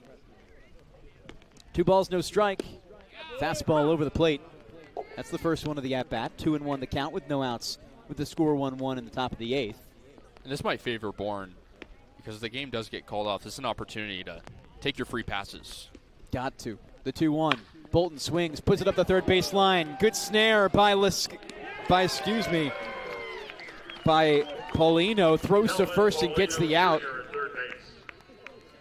Excellent job right there, and Bolton just not quick enough on a good hit. I mean, you never know. That could be a game-saving play. That's hit probably around 100 miles an hour off the bat.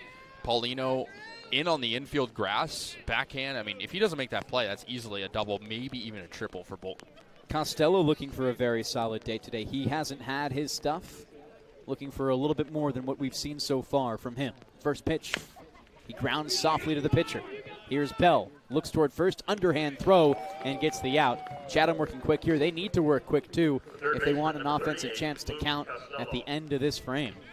Now off to Lou Costello with 2 outs quickly. I mean, unless the rain really picks up, you'd imagine they'd let them play through 9. It's picked up a little bit. It's hard to tell. But the field still looks in solid condition. No puddling at all. Just looked like it was watered. And the pitchers are still getting the ball over the plate. That's the most important thing. No fog either. That was possibly something we thought could come into effect. Just a little bit of a haze in the outfield. Bell against Costello. Lefty on righty matchup. Costello swings and skies the first one over the first base dugout and foul to start. Costello has had quite the roller coaster of games so far this season with Bourne. Working in here off of his best game of the season. 2 extra base hits was fantastic. The 0-1. Again, he skies it high. This time back, potentially closer to in play. Catcher in Schrager, close. It lands in the stands and dribbles back on the concourse here at Veterans Field. Last game overall, it was a 2-for-4 day for Costello with a run and 2 doubles and RBI as well. Has had an RBI in 5 of his last 6 games, including today. Had a sacrifice fly back in the 6th. Here's the 0-2 pitch from Bell. Costello takes it outside.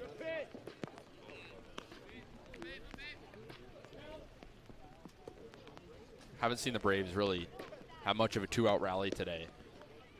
A lot of the hitting early on in the inning, which is kind of different than normal, but Costello needs to fight here. The 1-2 from Bell. Costello swings and drills it into left center field. Back on it, Dosa at the wall. It drops just before the wall at the warning track. Dosa receives, turns, throws back into Neville, the shortstop, and it's a stand-up double for Luke Costello. Now batting the first baseman. Exactly what he's done as a member of the Bourne Braves and continues it. 3 doubles in 2 games for Luke Costello. What a swing. And now on a 5-game hit streak after beginning the season a little bit slow through the first 2 games. And that brings up Garrett Michelle, who's, again, struggled a little bit today with 2 strikeouts, has a hit, but the sense of urgency needs to start to settle in if you're the Braves. A hit so far today, like you mentioned, from Michelle. Lefty on lefty matchup, Bell against Michelle. First pitch, fastball, paints the outside edge. No balls, 1 strike, 2 outs. Runner on second in Costello. A large gap between the first and second baseman in Hovatter and Lichtenberger. Bell looks at second base. Works on the third base side of the rubber, kicks, steals, fastball misses low in the dirt. Traeger keeps it in front of him, and Costello stays put at second base. A 1-ball, 1 strike count with 1 run for either side as we live in the top of the 8th inning. Bell gets his pitch. Rain coming down here, making his job more difficult. The 1-1. Put hard into left field by Michelle. Back at the wall, and it drops before the wall and over. An automatic double for Garrett Michelle, a multi-hit day, and Bourne back with the lead in the 8th. This game is unbelievable, Devon. I mean, no extra base hits for the Braves through the first 7 innings, and just like they always do, they find a way to hit in the last 2 innings of the game, and we're going to see a call to the bullpen. And no hits since the 4th, too. It takes right until here with the rain pouring down, Bourne losing their lead to realize the time is now. Costello and Michelle combined for 2 doubles to give Bourne the lead here in the 8th inning. We'll step aside for a quick moment on the Bourne Braves Broadcasting Network and Cape League TV. Bell exits. We'll have new information on the new Chatham Arm on the other side of this break. Backside drive. Massachusetts resident and don't have a bachelor's, you could be attending 4Cs for free, all while preparing for careers that actually move you forward. Aviation maintenance, nursing, dental, funeral service, we've got it all. capecod.edu/free. Heading to Nantucket this summer? Skip the traffic and take to the skies with Cape Air. With convenient flights from Norwood to Nantucket, you can start your vacation sooner without the hassle of traffic. That way you spend more time relaxing and less time getting there. Experience the Cape Air difference and book your next flight today at capeair.com. Let Cape Air be your wings in the Northeast. Cape Cod 5 is proud to be the official banking partner of the Cape Cod Baseball League. Cape Cod 5 offers a broad range of financial products and services tailored for every stage in your financing journey. Reach out to us. We're here to help. If you can dream it, if you can cruise in it, if you can summer in it, fish from it, or take it for a day at the beach, we can protect it. The Baldwin Group. Protecting the possible. Try it, then buy it. Rent a new cat for up to 90 days. Then apply 100% of the rental cost to the purchase and save. The Milton Cat Rent to Purchase offer. Try it, then buy it. Go to miltoncat.com/RPO. Back here on the Bourne Braves Broadcasting Network and Cape League TV. A new arm in there for the Chatham Anglers as Bourne explodes on offense for the first time today. Really hadn't seen anything like it. And the new arm out there is the right-hander Justice DeYoung out of Auburn from New York City, New York, and we'll see what he can do. Just 19 years old, or rather 18. Turns 19 in July.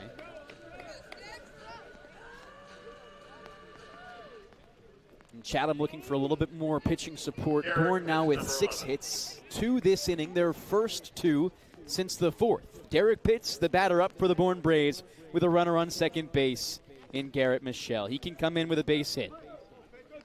Derek Pitts so far today, 2 walks. He wouldn't mind that here, but there is another storyline brewing in this game. The first pitch from DeYoung, a foul put over the first base side.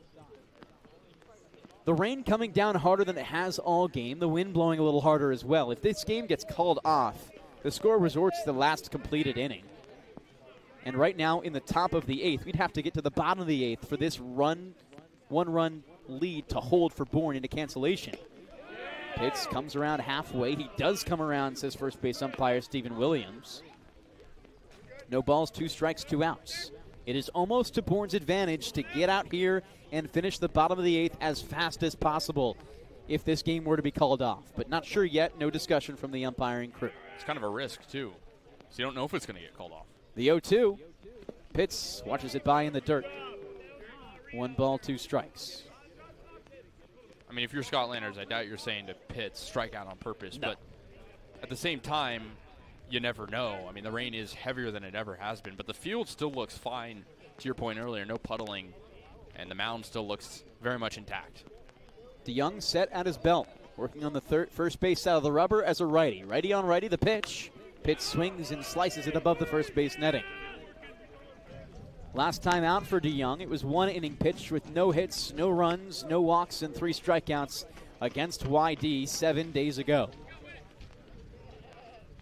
He steps in here with 2 outs for the Bourne Braves in the top of the 8th inning, already 1 plated, and the lead 2-1 for Bourne. 1 ball, 2 strikes the count. DeYoung at his chin. Looks at second base, comes home and fires. Swing and a miss from Derek Pitts. Down on strikeouts as we take things to middle 8 here on the Bourne Braves Broadcasting Network and Cape League TV. Just a reminder, if you need urgent care this summer, Cape Cod Healthcare is here for you with high-quality, full-service walk-in care at 6 urgent care locations from Plymouth to Orleans. Check walk-in wait times or schedule an appointment at www.capecodhealthcare.org/urgent care. Cape Cod Healthcare Urgent Care. ER expertise meets urgent care convenience. Massachusetts resident and don't have a bachelor's, you could be attending 4Cs for free, all while preparing for careers that actually move you forward. Aviation maintenance, nursing, dental, funeral service, we've got it all. capecod.edu/free. Heading to Nantucket this summer? Skip the traffic and take to the skies with Cape Air. With convenient flights from Norwood to Nantucket, you can start your vacation sooner without the hassle of traffic. That way you spend more time relaxing and less time getting there. Experience the Cape Air difference and book your next flight today at capeair.com. Let Cape Air be your wings in the Northeast. Cape Cod 5 is proud to be the official banking partner of the Cape Cod Baseball League. Cape Cod 5 offers a broad range of financial products and services tailored for every stage in your financing journey. Reach out to us. We're here to help. If you can dream it, if you can cruise in it, if you can summer in it, fish from it, or take it for a day at the beach, we can protect it. The Baldwin Group. Protecting the possible. Try it, then buy it. Rent a new cat for up to 90 days. Then apply 100% of the rental cost to the purchase and save. The Milton Cat Rent to Purchase offer. Try it, then buy it. Go to miltoncat.com/RPO. Quite the electric 8th inning for the Bourne Braves. They take a 2-1 lead and hand things now to the Chatham Anglers in bottom 8 with a new pitcher on the mound for the Bravos. Ben Dean steps in. He's been very solid so far this year for Bourne. And in 2 appearances so far, he has yet to allow an earned run. His first appearance was actually against the Chatham Anglers on opening day. 1 inning pitch, no hits, no runs, no walks, no strikeouts. And last time at Orleans just a week ago Thursday, where he pitched 2 innings, allowed 3 hits, no earned runs, 1 walk and 2 strikeouts.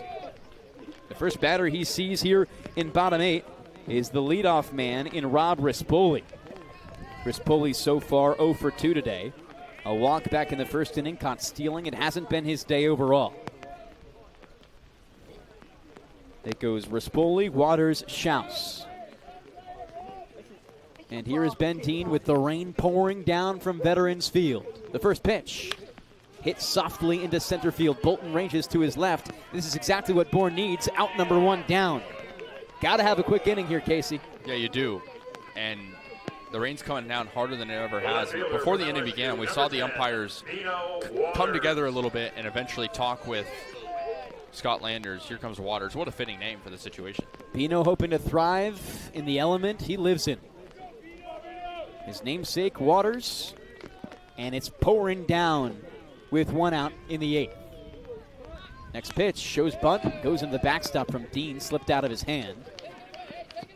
And a ball boy race. Who gets it? Bourne does. No trash talk. Mike was right near him. You would have heard it. And a reminder that if Bourne wins this game, they do have sole possession of first place in the West. Next pitch upstairs. 2 errant pitches from Ben Dean maybe worries you. 2 balls, no strikes. Bottom of the 8th inning again, 1 out. Bourne needs to get out of this inning, and the game may be called. We saw home plate umpire Carl Rodriguez meet with first base umpire Stephen Williams just for a moment. Not sure if it was friendly conversation or, hey, we're done after this. 2-0, a breaking ball up and away against Waters. And Bourne right now with a win today can find themselves as the number 1 team in the West Division. Currently hold a plus 14 run differential. The next best in the East is, West is -8. Bunt shown, brings it back. It's a 4-pitch walk to Waters. I mean, you look at the East, and all but 1 team in Orleans has a positive run differential. I mean, it just kind of shows the difference, but it also kind of shows that Chatham is a pesky team with a plus 12 run differential this season. As the umpires meet here with the game going on, again, if they call the game here, it's a 1-1 draw after 7. Dean lodging the dirt out of his cleat as well. Don't want to sell it too hard. It's like a poker face. Oh, yeah. He's got pocket aces.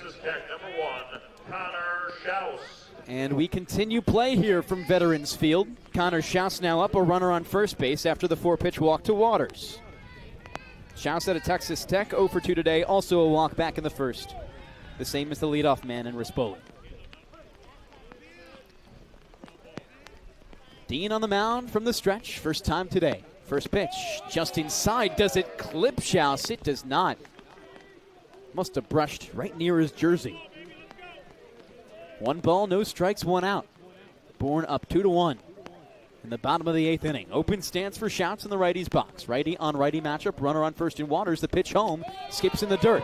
Waters off to second base, no contest as Costello just gets to it after Waters reaches second. And it's clearly difficult to throw right now for Dean. Yeah, it's the first righty out of the pen, and it's a difficult situation to be in because Chatham will take any base runner right now. It's a 1-run game. And they could end up winning this game just by how hard it is to pitch. It's been the hardest rain of any inning so far, this specific half inning. Only 1 strike so far for Dean, and that came on the hit to center field with an out. First pitch of the inning, the driest he was. 2 balls, no strikes. Runner in scoring position. Dean's pitch. Skies back in the netting, and the first strike of this one. 2-1 the count with 1 out. On second base, Waters. Only 1 out. They have a chance to bring him home if the control isn't fixed by Dean. Not to his fault. This surely has to be the last one. Dean's 2-1. Misses low. It's 3-1.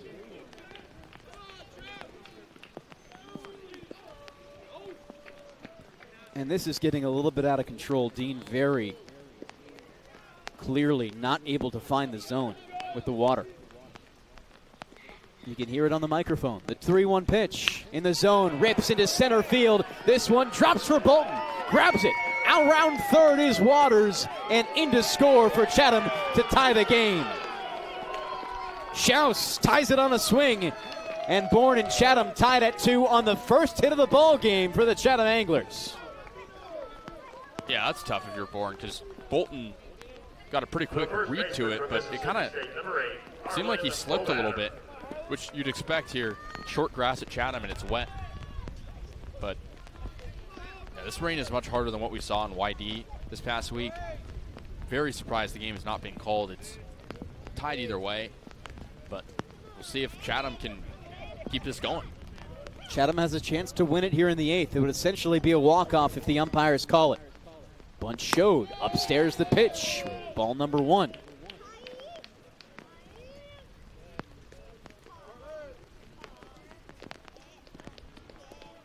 This is a really tough situation for Bourne. They choose to keep the game going. And Chatham with a chance now to win it. A lot due to conditions. Bunch showed again, brought back by Hovatter. I mean, this doesn't seem very fair.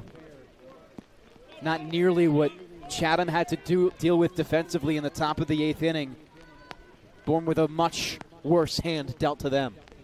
The 2-0. Dean misses high again. I mean, Dean is just struggling right now. They do have a guy warming up the bullpen, or maybe they sat him down, but Dean is just not able to throw a strike right now, and it could be costly. And he did not have this much trouble. Dominic Morrow getting going in the bullpen for the Braves. Throw over to first. That's a risky throw to make, especially with the conditions. If you miss, it's a runner scored and the game possibly over. And especially with the first run of the game coming for Chatham off of that.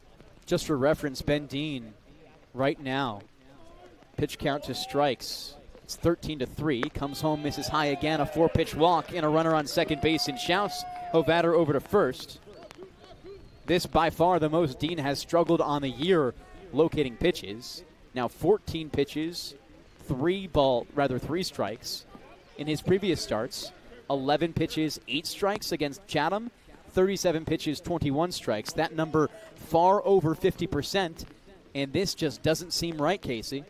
No, it doesn't. And Scott Landers is out of the dugout, seeing if he's chirping a little bit to get this game to end, with the rain, again, only coming harder as the minutes tick on.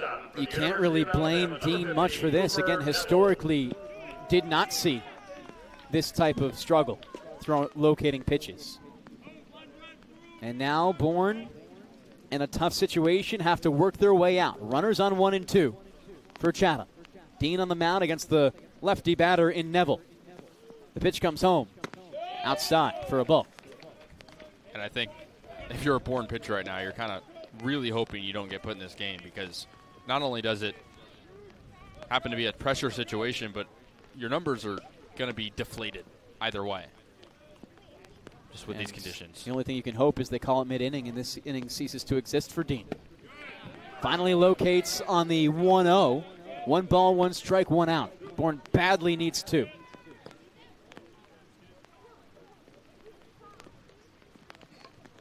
The score 2-2 here in the bottom of the 8th inning. Chatham break their no-hitter and score a run from Schaus. The pitch at home, upstairs.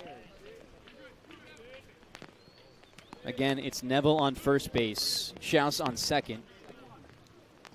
Hovatter on first base, that is. Together they combined 3 for 3 stolen bases on the year. If they wanted to get moving after a hit, they're speedy guys. The pitch, softly put into center field. Bolton, a big chase, comes in and makes the grab. Throw at second base. They're in time for Schaaf. They double up Schaus, and it's 2-2 by almost a miracle for Bourne.